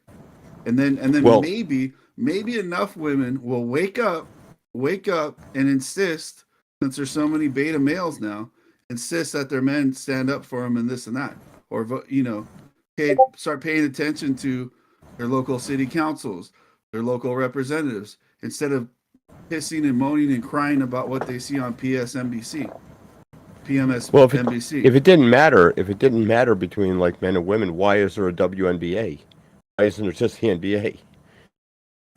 Tax write-off. I mean, yeah, if you put a dress on LeBron, he's scoring 120 a night in WNBA. Like Chappelle even. I still think he'd flop. I still think he'd flop. He'd lose in the playoffs. Did you hear this guy? I can't stand that guy with a patch. Did you hear him crying about how the media attacked? Now that it's politically convenient, 2 or 3 weeks later or a month later, however long it's been, he cried about the media attacking Kyrie Irving, but and asking him about Kyrie Irving, but not asking him about Jerry Jones in a photo 50 something years ago. Yeah. Mm-hmm. And he tried to. He didn't try. He insinuated that whenever black athletes or black people do something inappropriate or whatever, that the media just goes after them and demonizes them, versus someone like Jerry Jones. They just ignore it. Nothing to do with the context. Context doesn't matter. This and that. I saw a post and I commented. I said, "Well, did the media ask him about the Virginia Walmart shooter? Probably not. I guess they probably didn't, huh? That's a weird coincidence." But when I hear him talk, oh, dude, I was a Laker fan my whole life. I won't watch another Laker game as long as that piece of trash is on the team. He's a garbage human being. He also got busted not too long ago, like I think shortly before the pandemic, where he claimed that people had spray painted the N-word, all over his gate and all this stuff, and filed a fake police report, and that got flushed under the table too. Imagine if it was a white NBA player and they made a false police report about a black person. Mm-hmm. Do you think ESPN would be covering that 24/7? Probably. Well, what's his face? Juicy Smollier. Oh yeah, yeah. Well, it's Uh, what were you gonna say? Go to. I just miss the times, when I grew up, and where I grew up, there was people of all types and stuff like that, and nobody cared. Like when we were in school, nobody cared. We'd make fun of each other because we'd have like certain cultural differences, like and like when going over to each other's houses and stuff, or the locker room talk, like in football, you make fun of each other and stuff like that. But it was like we all got along. There was like no big deal, and there even in the movies and all this stuff. Like I remember growing up, like Wesley Snipes, Denzel Washington, they were both badasses in movies and like awesome. Like you like, oh, they're gonna be in this movie. I'm gonna go see it. It's gonna be good. Nobody cared. Like nobody cared what color they were or this. Like, nobody gave a shit. And then now it's like it's all about it, and it's like I think it's so racist. The stuff that Disney and these other virtual signaling companies do, it's so racist when they bring up the ethnicity or the sexual preference of an actor or a character and use that to exploit and promote a film as if they're like these people are like it's a joke. It's like when somebody excels at their job, whether it's an actor, whether it's a contractor, whether nobody cares what race they are, nobody cares what gender they are, nobody cares if they like butt babies or not. When was the Like last if time they're anybody got on a plane and raised their hand and asked the flight attendant what color is the pilot and who do they sleep with? It's like Yeah. I want to know, are you gonna land the plane? Are you gonna take off the plane? Like or my doctor, like I are just you ask if the pilot's been has gotten an injection or not recently. That's my primary concern. injected with what? Ouchie goo. Monkeypox. Ouchie goo. Oh god. Oh god.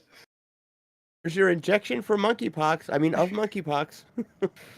The plane has suddenly and unexpectedly lost altitude.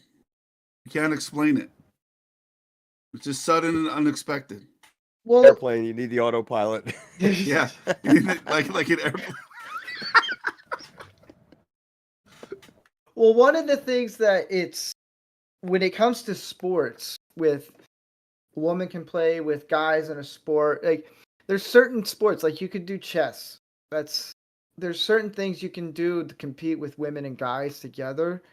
But when you get these athletes who parade this idea of like, yeah, we could do this, and Women then always cheat at board games. I know that's a common Monopoly. stereotype, but it's true. Fucking Monopoly. That's what it is. They It's always cheat at board games. It's always You grandma. can't play chess with them. It's always grandma who always wins, and then she has all the cash in her pocket. And she's like, "Woo, yeah, I won." But it's guys who are like Joe Rogan, who is very much saying, no, women should not play against men in UFC. No, don't do that. It's not.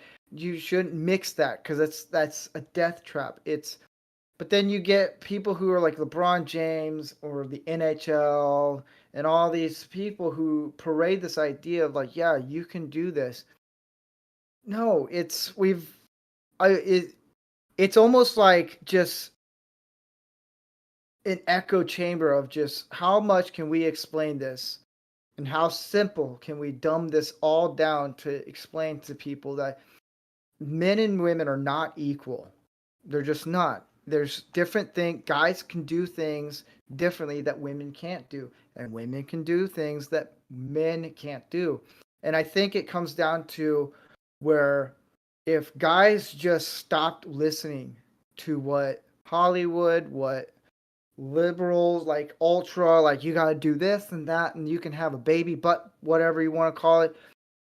If guys just said, you know what, I'm going to turn this off, I'm going to unplug, turn down, just shut down that whole thing and not listen to you guys and start listening to people who, like Joe Rogan talking about like when he goes hunting or doing all these things, or Andrew Tate or whoever, like Jordan I Peterson. don't think that's as easy anymore No, as but as it sounds. I think if men actually went out and said, "Look, Well, what shut are you that talking? all What down." age range are you talking about? Are you talking about like young men, like Yeah, teenagers, if you, college age? I think if young guys who even at middle school, if you can talk to young guys who are in the middle school and high school and just show them, if you're a dad, just start talking to your sons and just saying, "Hey, look, I Unfortunately, how many middle school age boys now don't have a father in their life? I'm the same way, but You it's know, or you become kind of a father or a figure coach that's a mentor. or We were yeah, a talking about that mentor, last week coach, or 2 weeks ago. and you take the time and mold a guy who's young and be like, "Hey, look, life's gonna suck. There's no way out of it." But I think you I meant mentor, not mold. Mentor. well, yeah, if you mentor and you mold the guy into what he could be as a potential man, that's what I'm referring to. It's where you're just you're helping the kids out and be like, look, life sucks. It's one of those things to where what we were discussing earlier with the whole Yuri Bezmenov thing and the societal decay and brainwashing is these kids have grown up, and that's nothing that, unless they've had excellent parents that have um, monitored the content that they're observing and what they're being exposed to, and monitored, either homeschooled them or closely, put them in a private school or closely monitor what they're being taught in public schools. Um, it's extremely, I think it's extremely difficult. I think parents need to be more engaged than ever before, especially with social media and all the stuff at people's fingertips. Because with big tech, it's so easy. I mean, they've spent probably billions of dollars studying how to manipulate the human mind in that a way to make apps more addictive and people spend more and all this stuff. And in that sense, they know how to do. I mean, we've definitely seen it the last few years. I'm not going to get any specifics, but I will say, well, look what's happened with Twitter and the censorship there, and how that created two separate realities in this country. I mean, there's people that you can't convince them. No matter how much evidence you support, how much video, like you can never convince them because of what they've been bombarded with. Oh man, Of that's what like what the something that truth happened is. tonight. yeah. What Well, did I miss tonight? Oh, we Oh, could just talk about nothing it. much. Just a Oh, little okay. Twitter spat. But Oh, no it problem. comes down to I've debated We'll with talk people after, I before. guess. Yeah. But it's a general thing. You debate with somebody, their mind is already made up. It I doesn't will. matter. I will. Never matters what you say. They just I'll, always stick to it. I'll use one famous example too, the Charlottesville hoax, right? And I don't care what people's political leanings are.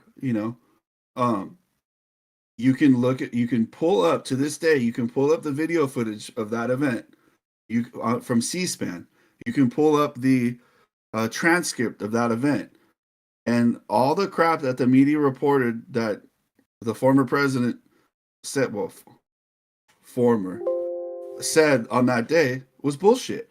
He didn't condone a certain group's behavior or any of that stuff. It was just the way it was edited and shaped and repeated like puppetry by the media. And that is a very dangerous thing that politicians of from a certain side have learned to work with certain big corporations to create a narrative and censor information. I mean, we've seen it during the COOF.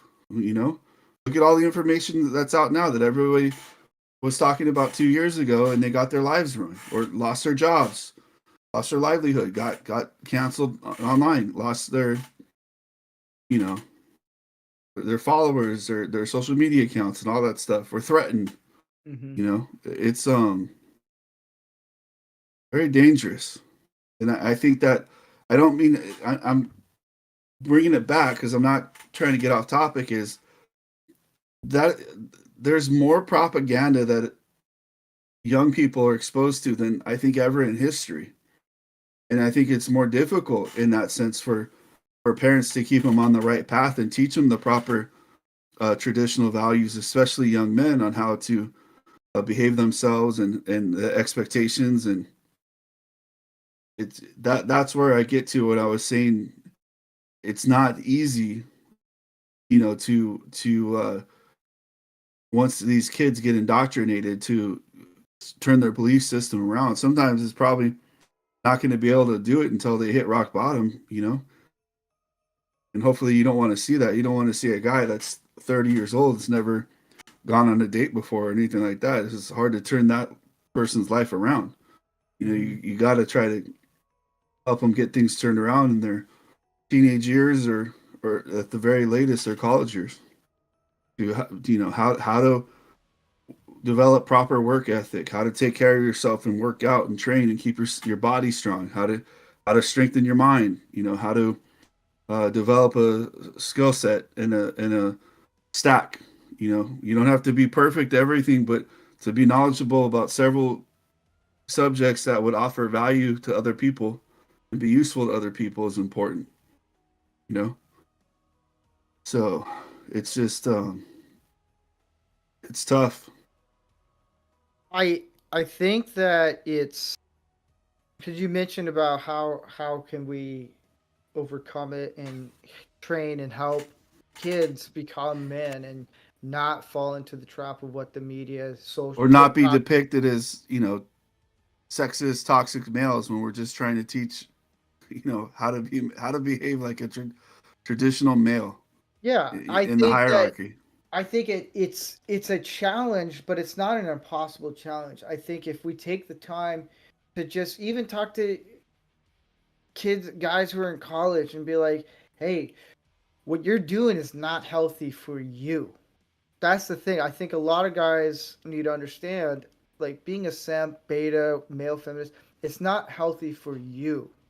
Take out the women, take out everyone else, but focus on you. How is this going to help you thrive in life, in your career? No, you're just so focused on how can I indulge my fantasy in whatever it is. It's going to affect you in such a negative way. If we can get guys to pull out of that and just be like, put them on the right track, send them to a ranch and have them work on the fields and just build character.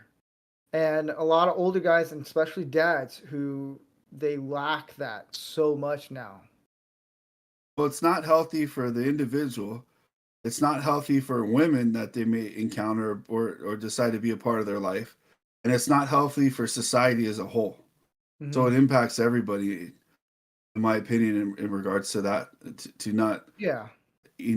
taking your responsibilities as a man in society seriously, and trying to, you know, be a provider for the women you're with and your children, to protect them and be able to protect them, and also contribute to your community. Mm-hmm. It's a big deal. Pay attention to what's going on in your community. Communicate with your neighbors. You know, I think that's kind of a lost art in a lot of places in the United States, especially the big cities, like on the coast. Yeah. Most people, they live in these big apartment buildings and stuff like that. They couldn't name three of their neighbors. It's kind of tragic. Yeah. But And then it's I don't know about you guys. I know you guys are in different parts of the country and stuff, but how many times when you drive around do you see kids playing outside anymore? Like there where I grew is up, there was kids playing all the time out in the street or at the park and this and that. It's just not. I I just don't see have it. seen a couple of in some neighborhoods in where I live, I'll see some of them play out and outside, but Mhm. it's always the conservative dads. I've noticed that, and I've talked to some of them, and they're very not hardcore conservatives, just everyday American dads who just want a life for their kids and will teach them things. And they're like, yeah, like I'm not worried about if my kid gets dirt under their nails. Like that happens. Eat the dirt, drink the water from the hose. I don't care. It's I've seen some of them, but it's super rare. You never see it ever. I mean, I remember I was never born in this, but you see them play baseball out in the middle of the street in New York. I've seen photos of that. That's ridiculous. Because I've been to New York. They're crazy. It's funny how like conservative has been, that term has been like bastardized by the media and stuff like that, where and fairly because of all the trash rhino conservative politicians. But conservative is like, for my thought process growing up was like, okay, you're gonna go play outside, you're gonna get dirty, you're gonna get home before, when dinner's ready. You're gonna get home, clean up when dinner ready. You're gonna help your mom, clean the kitchen. You're gonna wash the dishes or whatever. Contribute to the household. You're gonna go to church on Sundays with your family. The family is gonna sit down and eat dinner together. You're not gonna go do stupid stuff. Out of respect, you sit down, you have dinner as a family together, which is like, you know, I guess you would refer to that as traditional values now, but I view that as like, okay, that's just like, conservative in a sense. Hmm. Now, how many, what percentage of families do you think have dinner together every night in the United States now compared to 30 years ago? Depends on how many families there are. Hmm. Yeah, there's probably half as many nuclear families at least, I would think. Well, there's a there's a thing that um, I've taught uh, kids since they were young, and I had uh, one kid, said to me that uh, basically like that it was like having like another father around, and uh, that was that was nice to hear. That was nice to like that you actually get somebody that has that appreciation. Um, and but like there's opportunities like that when you have a skill. It's like everybody needs a Mr. Miyagi. That's like there's somebody around that can, and this is what Boy Scouts used to do until like, and now of course it's illegal to be a Boy Scout, like because now anybody can be a Boy Scout, and but that's what Boy Scouts were for. It was to teach young men how to be boys, how to be men, how to be you could do masculine things. You could like and then like the my daughter was a Girl Scout, and but the Girl Scouts didn't do the fun things that the Boy Scouts did. So the Girl Scouts wanted to do the Boy Scouts things. Well, why don't you just have the Girl Scouts do the Boy Scout things? Go hunting, go fishing, all that stuff, and whatnot. Like it's really not rocket science, but it's not about. It's never about that. It's not fair or something like that. It's they want to take away something you have. If not, they would just make their own. Why didn't some liberal communist group come out and make the junior pinkos of America? Like they didn't do that. They don't want to do that. They want to come over and they want to take over yours. And then when you go and you make something new, they want to kind of come over. And this is like when you hear people and they try to appeal to you about like, well, there should be no gatekeeping. You're being exclusionary and stuff like that. Well, yeah, because you come over and you ruin my stuff. Like having your mom's got a friend, and the friend comes over with her bratty kids, and her bratty kids mess up all your toys.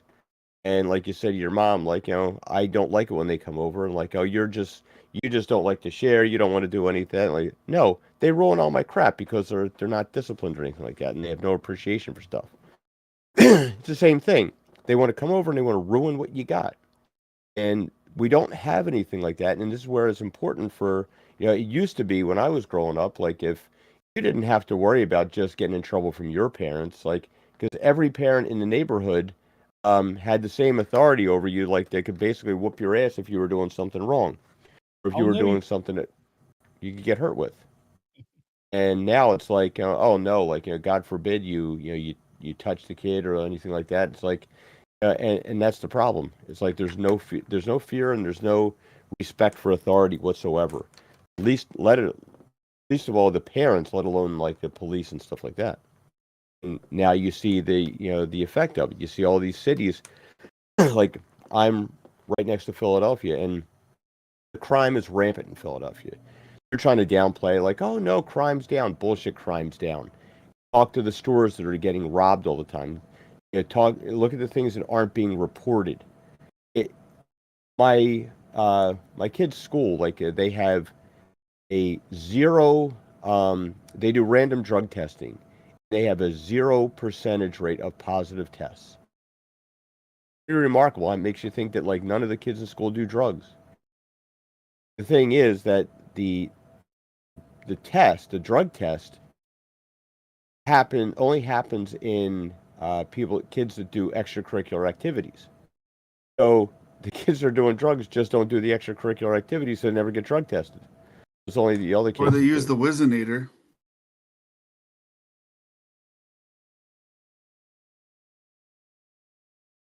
Remember the Wizinator, Jim Rome show? I didn't. The what? I'll pull it up. I'll post it in the chat. All right. It's what some athletes and Olympic athletes used to use to get past drug tests. Oh, I think I know what you're talking about. Yeah. But yeah, post it in the private chat, and then. I'll post it in the private chat. But it's. Yeah, I feel like we've hit some good things on this topic, and I know we went a little sidetracked on some, but what were you gonna say, Jeff? I want to give a little bit of hope. I live in one of probably the most liberal cities in New England, and my son has 15 boys in his class. And I can guarantee 5 of them do not buy into this bullshit. Which is, for this area, I think is actually a pretty high standard. The school is pushing out all the agenda, all the female this, all the female that. And I can hear their conversations of them laughing about it in Discord when they're gaming. I can hear the really the same banter I had with my friends, 30, 40 years ago. It gives me a little bit of hope that even through all of this bullshit, that men are men and women are women, and you can't stop it, no matter how hard they try. And if it's I know it's anecdotal, but it does give me that little bit of hope that maybe, just maybe, there is that chance, that burgeoning masculinity that will return because they are tired. Eventually men get tired of being crapped on, and when men rise, it's a glorious thing. And I'm hoping maybe that will happen. Jeff, you're right, because like sooner or later reality comes to the door and you have to address reality as reality. And that's the thing that they're not doing, is they're pretending. It's like, well, all right, women aren't as physically strong as men, but let's pretend they were. But sooner or later, a real threat comes to the door, and it's like, I saw this thing the other day on somebody's Twitter feed that it was, a woman expecting like that men should do more of the house chores and things like that, and like, okay, fine, like, are the women going to get up on the ladder and clean the gutters out too? Or the most of us wouldn't want our wives going up there and risking their life, like, to try and clean out gutters. Have you ever seen the Anthony Mackie bit about his woman making a sandwich? No. No. It's actually pretty good because their female host is asking him a bunch of questions about, Oh yes. where, if a guy comes up to you and threatens you, you expect me to do this. Well, at the end of it, he goes, I expect you to make a sandwich. Yeah, I did see that. And that's it's really point on. And I was, It's actually, a fair deal. I mean, yeah.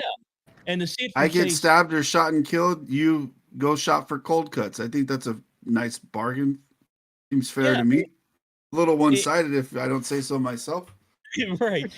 demonstrated it that someone like Anthony Mackie sees that, there are two sides of this coin, and without it, I'm not going to say we're worthless, but together we are more valuable, and that's we need to definitely celebrate that. Well, when it comes to children, right? The first few years, first let's say handful of years roughly, the father's kind of what do you can't really do much. You're holding the baby and you're playing with the kid, but most of it's the nurturing and making sure the kid's safe and don't fall off a cliff and stuff like that because they don't know any better because they're little babies or toddlers. But that is such an enormously important period, those first 5 years for the mother. And that's the stuff that the men we're not kind of built to do that, you know? Whereas moving forward, once they get to a better age, whether it's a son or a daughter, as they get, 5, 6, 7, and then towards the teenage years when they get a little bit rebellious, which is kind of natural, that's where the strong male comes in. And the women shouldn't have to, do that. That goes back to go to like the good cop, bad cop, where the father's the disciplinarian, and then if the father gets a little bit too tough on the kid or whatever, then the mom, kind of goes, oh, he didn't mean it, or gives the kid a hug to kind of balance it out. Yeah. Well, I've been a single father for about 7 years now, and my son has been with me most of the time. And there are times where I'm looking at him going, "You need your mother's input on this. You're missing out on a handful of things that I can't provide."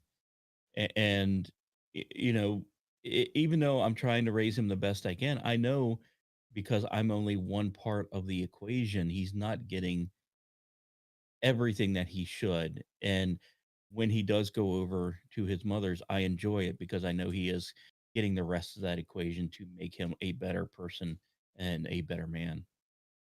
Hmm. Well, on that note, 'cause I feel like we've hit some pretty good topics on this one, and let's just go around the Are we going to panel. bring Ye in? He's in the green room. Yay?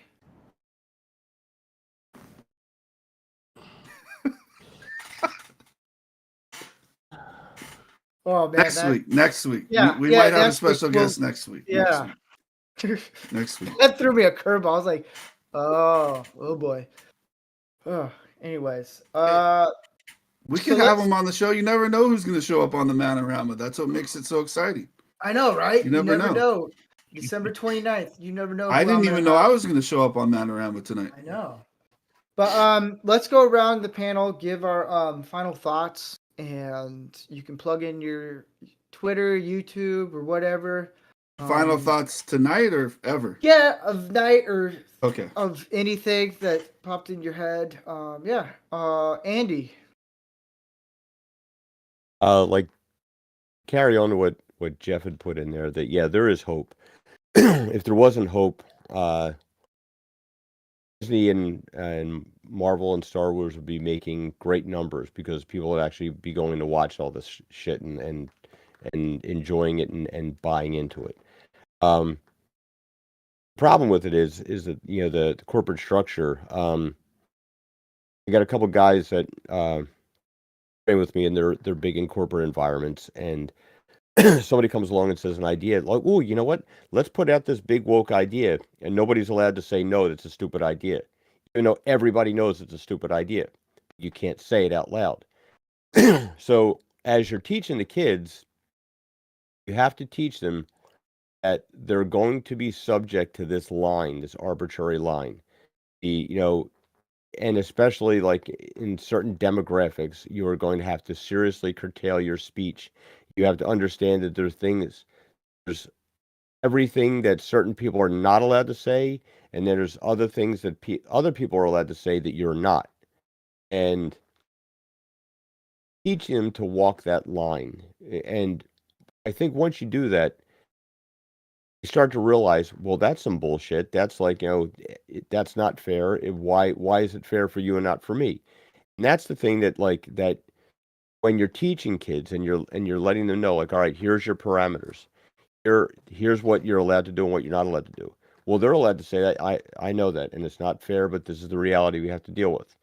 So the girl can come along, and what's the joke? It's like uh, something like, if a woman walks down the street like naked under a raincoat and flashes somebody, she gets $10. Like if a guy does it, he gets 10 days in jail. Um, there's a natural inequality, but like there is hope, and a I think lot if of a these guy young does it kids. now, he gets a appointment in the current administration. Well, no, because now you can just identify as a woman. It's fine. Like, I didn't show off a penis. I clearly have a vagina. But anyway, like there is Yeah, a you lot can of take hope. whatever designer luggage you want at the airport. There's a lot of hope. There's a lot of things turning around with this. But things like this are important. Like, and if you're around some kids, you know, you you have to be aware that you are the example. That, like, you're a guy that gets the job done. You can kid, you can laugh, but when it's time to be serious, you're serious. It's like, and put that message out there like the old time fathers used to do. And that's how you start to restore the next generation of things. And sooner or later, reality has got to give away to the fairy tale's got to give way to reality. And that's where we're headed for. We're very close because things are about to collapse in itself. Because I see this in my kids' generation. They are the least tolerant. I don't mean tolerant as far as like, accepting, like, towards the whole alphabet community. It's just that these issues were pretty much settled. Like, it's 2022. Nobody cares if you're gay. They Nobody don't care. They cares. think it's silly. And like, and back in the 80s and 90s, like, you had, Eddie Murphy, Wesley Snipes, big box office draws. Every kid had, posters hanging on their wall. No matter what color you were, you had somebody. It was, there were black kids with Larry Bird posters up, and there were, plenty of white kids with Louis Irving posters up.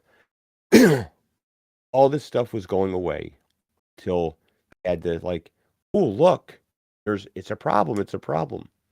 Sooner or later, people see through it. Sooner or later, it goes away, and you're starting to see it now because it's shifting. It's shifting, and it's shifted into, oh, you're being anti-trans. Well, when it comes down to, like, you're going out on a date and you're both peeing standing up, yeah, then I'm not for that. Um, it's coming to an end now. Where it settles, that's the thing about, like, the idea of, like, what conservative mean. Conserve, like, what does it mean? It means you want to retain the good things that you've done, but maybe change the things that need to be changed. But too much progress becomes regress. Too much progress, it's like you can drink too much water and die. You can take too many vitamins and die. You can, like, you can exercise too much and die. Too much of anything is bad. But that Overton window has shifted so much. I would challenge anybody that you take one of these blue-haired weirdos and have them, without any context, with telling them who it was, have them read John F. Kennedy's inaugural address. Have them read some of Martin Luther King's less well-known speeches. I'd I take it a step guarantee you. further. Have them read Stalin. Well, yeah, what I'm saying is, like, if they were to read, yeah, they would agree with Stalin. But if they were to read Kennedy, it'd be like, oh, that's some right-wing fascist. Like, no, this Oh was yeah, you absolutely, know, absolutely. and that's what it would be because, he was for, strong military, low taxes, like, and now look where we are. It's like, yeah, it is turning around. And the thing is, like, always remember that beating somebody over the head isn't going to work because then you're just browbeating them like the other side did. Mm-hmm. Ask questions. Ask the questions. Does that make sense to you, and why? Have them defend their positions. Now, the leftist kids will walk away from you in frustration because that's not the answers they want. But the reasonable kid are like, all right, well, why do you say that? That's just true. Well, no, it's not. Like, prove to me it's true. That's how you get this next generation to turn around and start questioning things. Because reality will win the day. Yeah. Talcum, what are your final thoughts? Or first, Andy, you can plug in your channel. Yeah. All right. Laboratory of Mayhem. It's action figure stuff. Check it out if you like action figures. Toys. Yeah. Definitely check out Andy's stuff. It's incredible the amount of detail that goes into his work and Big the time. custom figures that he makes. So I highly recommend checking it out if you're into that stuff. I think that we need to find a happy medium, somewhere to that. Oh, that's you know who that is. Future Doomcock. ruler of Earth. Shout out to Doomcock, future Where? ruler of Earth. I think we need to find a happy medium between Sharia law and medieval law. Is where I think we need to get to. And I think I'm a little bit more, I don't know, maybe I don't know if cynical is the proper word, but I do think like when it comes to some of these people, like they need a reality check, and I think they need a harsh reality check that there's certain behaviors just are not going to be tolerated in society anymore. You know, you're not going to dress up like a girl and go into the women's locker room. You're not going to, literally assault women by trying to pretend you're a woman and play women's sports. Like that's not going to be tolerated. You're not going to go protest, call it a protest while you're vandalizing and setting buildings on fire and attacking people and then threatening people. It's not tolerable behavior in a healthy functioning society. And in my sense, I'm a little more harder on that. It could be just because I'm not as wise and an elder like Andy is. He's like the elder spokesman to the panel, where I have a little less patience for that type of behavior. But I especially have less patience like when I see these kids, because these kids they're told that they can be anything and do anything, and that just ignore reality and the universal truths of that humans have dealt with for thousands of years. Those kids are being set up for failure, and it's not fair to the kids. And I am of the belief of being extremely outspoken about it, and I don't care if I hurt people's feelings. I don't care if I offend anybody. And I will agree with Andy in the sense that certain people, certain demographics, or certain situations need to watch what they're said. Otherwise, your life will be a lot more difficult. But I am also the belief that I shouldn't care. Like I should be able to say whatever I want as long as I'm prepared to deal with the consequences. And I don't think any speech should be policed. As long as it's not going to lead to you're calling to attack a person or a group physically, and injure or murder or whatever, like an actual call for violence. But if it's just words and criticism or even insults, it's like you can say Well, it used whatever to you be, want. sticks and stones will break my bones, but words will never hurt me. Yeah. Now words are violence. Here's the thing, like that And when that's how you easily impose censorship. yeah, and the thing is, like, it's the double standards that's the problem. It's whenever you have one of these situations, just flip it around, and if it doesn't work, then you have to throw the whole thing out. Like, if you're going to say a word can't be used, then nobody use the word. If you're going Yeah, to say that nobody, meaning no demographic. exactly, and if there's going to be things that what's going to happen is men are going to have to start turning around and being as petty as some of the women are with this stuff. Like, and I don't mean like, yeah, there's some really obnoxious people out there that like guys out there that'll like, I remember when I was working at this bank back in 1988,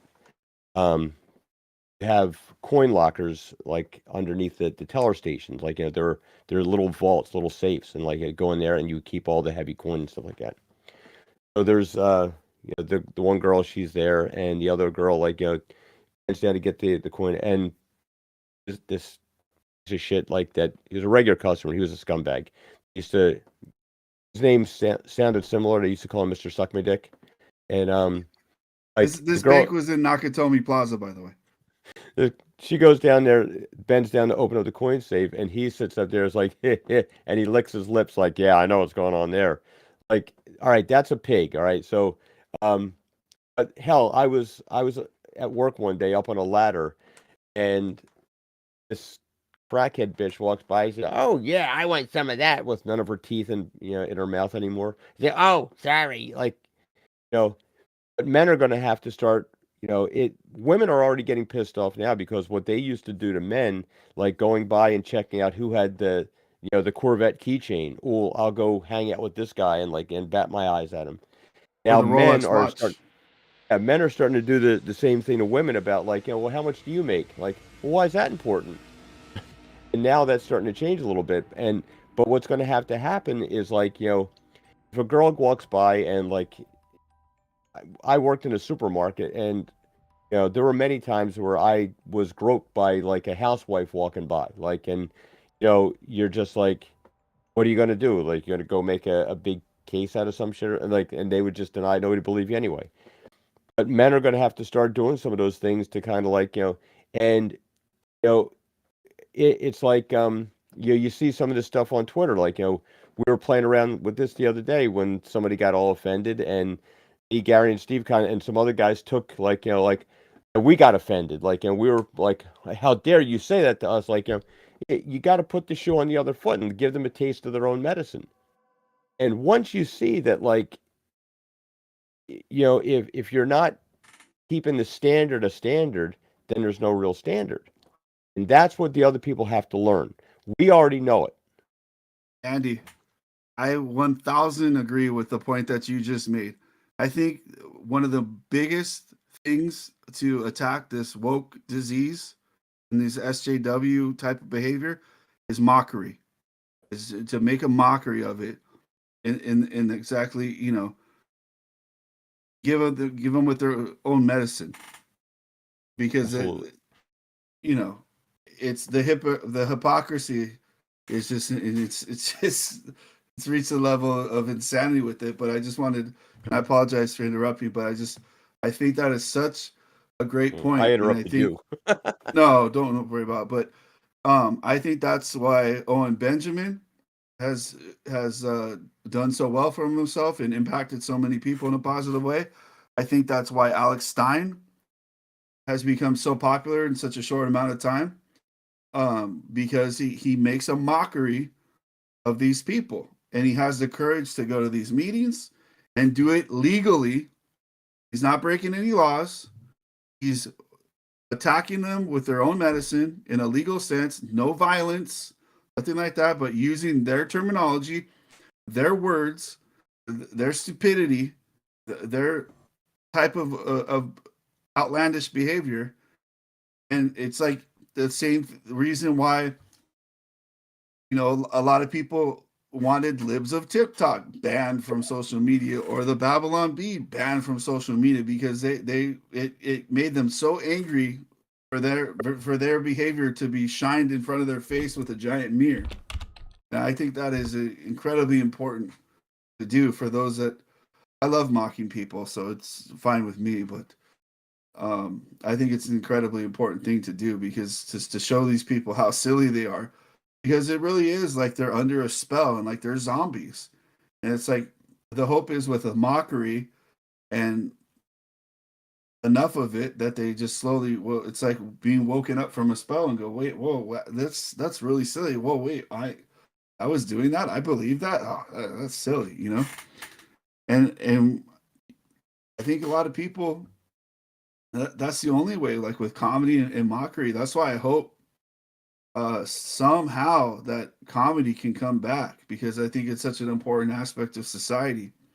On the surface, it doesn't seem so much, but the ability to have mockery. I mean, that's why court jesters existed, in the king's court and stuff. It's important to be able to make fun of stuff, not just one side, all sides, and poke fun at stuff and critique society and joke about it, especially to poke fun at people in positions of power. Yeah. It's funny, like I envision a cartoon about like some people sitting in like a support group meeting, and there's this guy that says like, yeah, trends are bad. Back in the '80s, I had a mullet, and gonna have somebody back. Yeah, back in the 2020s, I cut off my penis.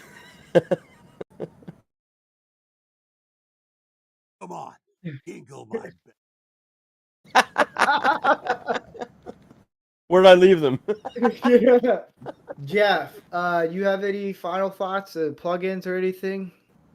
Yes. Men are men. Women are women. Women are amazing, beautiful, amazing, wonderful things that make us better. And when you are a man, a real one, you make women better when they are with you.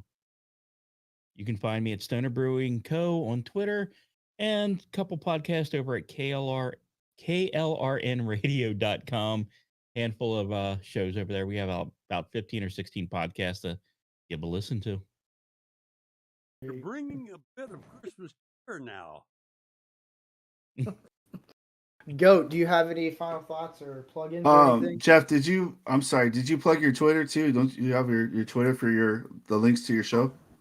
Yeah, it's Stoner Brewing Co. on Twitter. You'll find links to my show, the occasional artwork, and just random things. Cool. And then I'm Talcum XL on Twitter. I don't recommend you follow me. You're probably going to get traumatized. Just a wee bit, huh? Man, you're just weaving around those YouTube rules.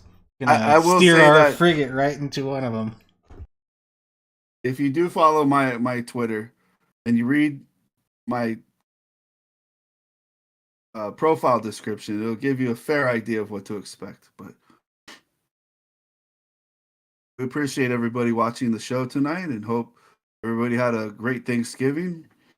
I had a wonderful Thanksgiving. I had a little bit of each and every type of food, including one of my own tooth. Broke a tooth eating, so that was fun. That sounds painful, man. I don't really have any final thoughts. I'm just kind of multitasking. So to say the oopsie at the beginning of the show, my bad, won't happen again. I'll make sure of that because that would probably burst someone's ears out if they had that on full volume. But other than that, I think you guys had some pretty darn good points tonight. This is the type of stuff I like. Got to give a shout out to SP, our local mod. I believe it's 4H at the end of that. And I noticed someone in the chat, Christopher Dominguez, was giving some pretty good points as well. Yeah. I have one last thing to say real quick before I forget. Anybody that's in the chat, anybody that's watching the show, if you have any topics that you'd like to hear us discuss, anything you recommend, please bring it up in the chat during the shows, or tag us on Twitter. Feel free to DM us, and we'd love to hear feedback as well. So any type of topics or subjects, or if you see a story you think that would be interested, we're Or happy you to want some hear it. advice on something? Yeah. You want My- advice on how to handle a situation? Throw it in there.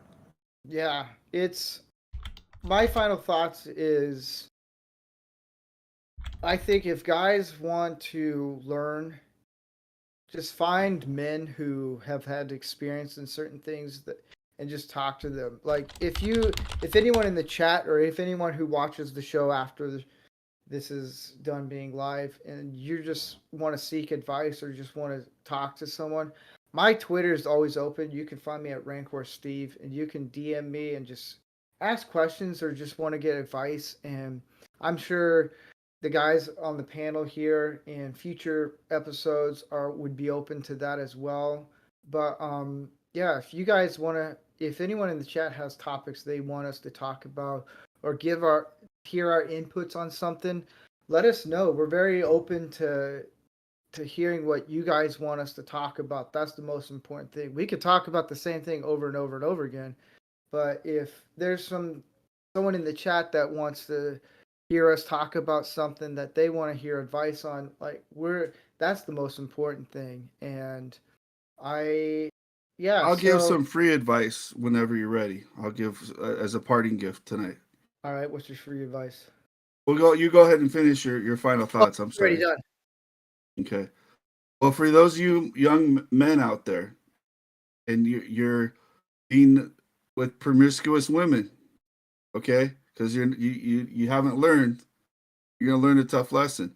So those of you young men out there, if you're foolish enough to mess around on these Tinder apps, mess around with these loose women, I want to tell you something. If you wake up missing toothpaste, you better go to the doctor. Once you go to the doctor, if you start peeing whipped cream, that means you're getting better. And then you learn your lesson and don't go on Tinder anymore. Stay away from that. Search for wholesome women. Yeah. That's my free advice. In that note, thank you everyone on the panel for coming on here, talking and being open and just being real. And thank you for everyone in the chat chiming in. You guys are awesome. I love every single one of you guys. You guys have a good weekend. We will be back next week with more Christmas movies that we like. We might not all be back. Yeah, who knows? We never know who's going to be on the panel. I have no idea. Yeah, so this month is going to be cram-packed full of Christmas stuff. Fun Did you say things. cream packed? Cram-packed. Sorry, my southern weird. Yeah, okay. I walked right into that one. Anyways, you guys have a wonderful day. Thanks for coming. Try the veal. Yeah. Don't forget to tip your server, boys and girls. All right, you guys have a great weekend. I'll see you guys Thursday. And that's Happy it. holidays, everybody. All right. Thank you for Good night, watching. everybody. I'll go ahead and shut her down. Thank you, panelists. Thank you, viewers. Everybody have a great night.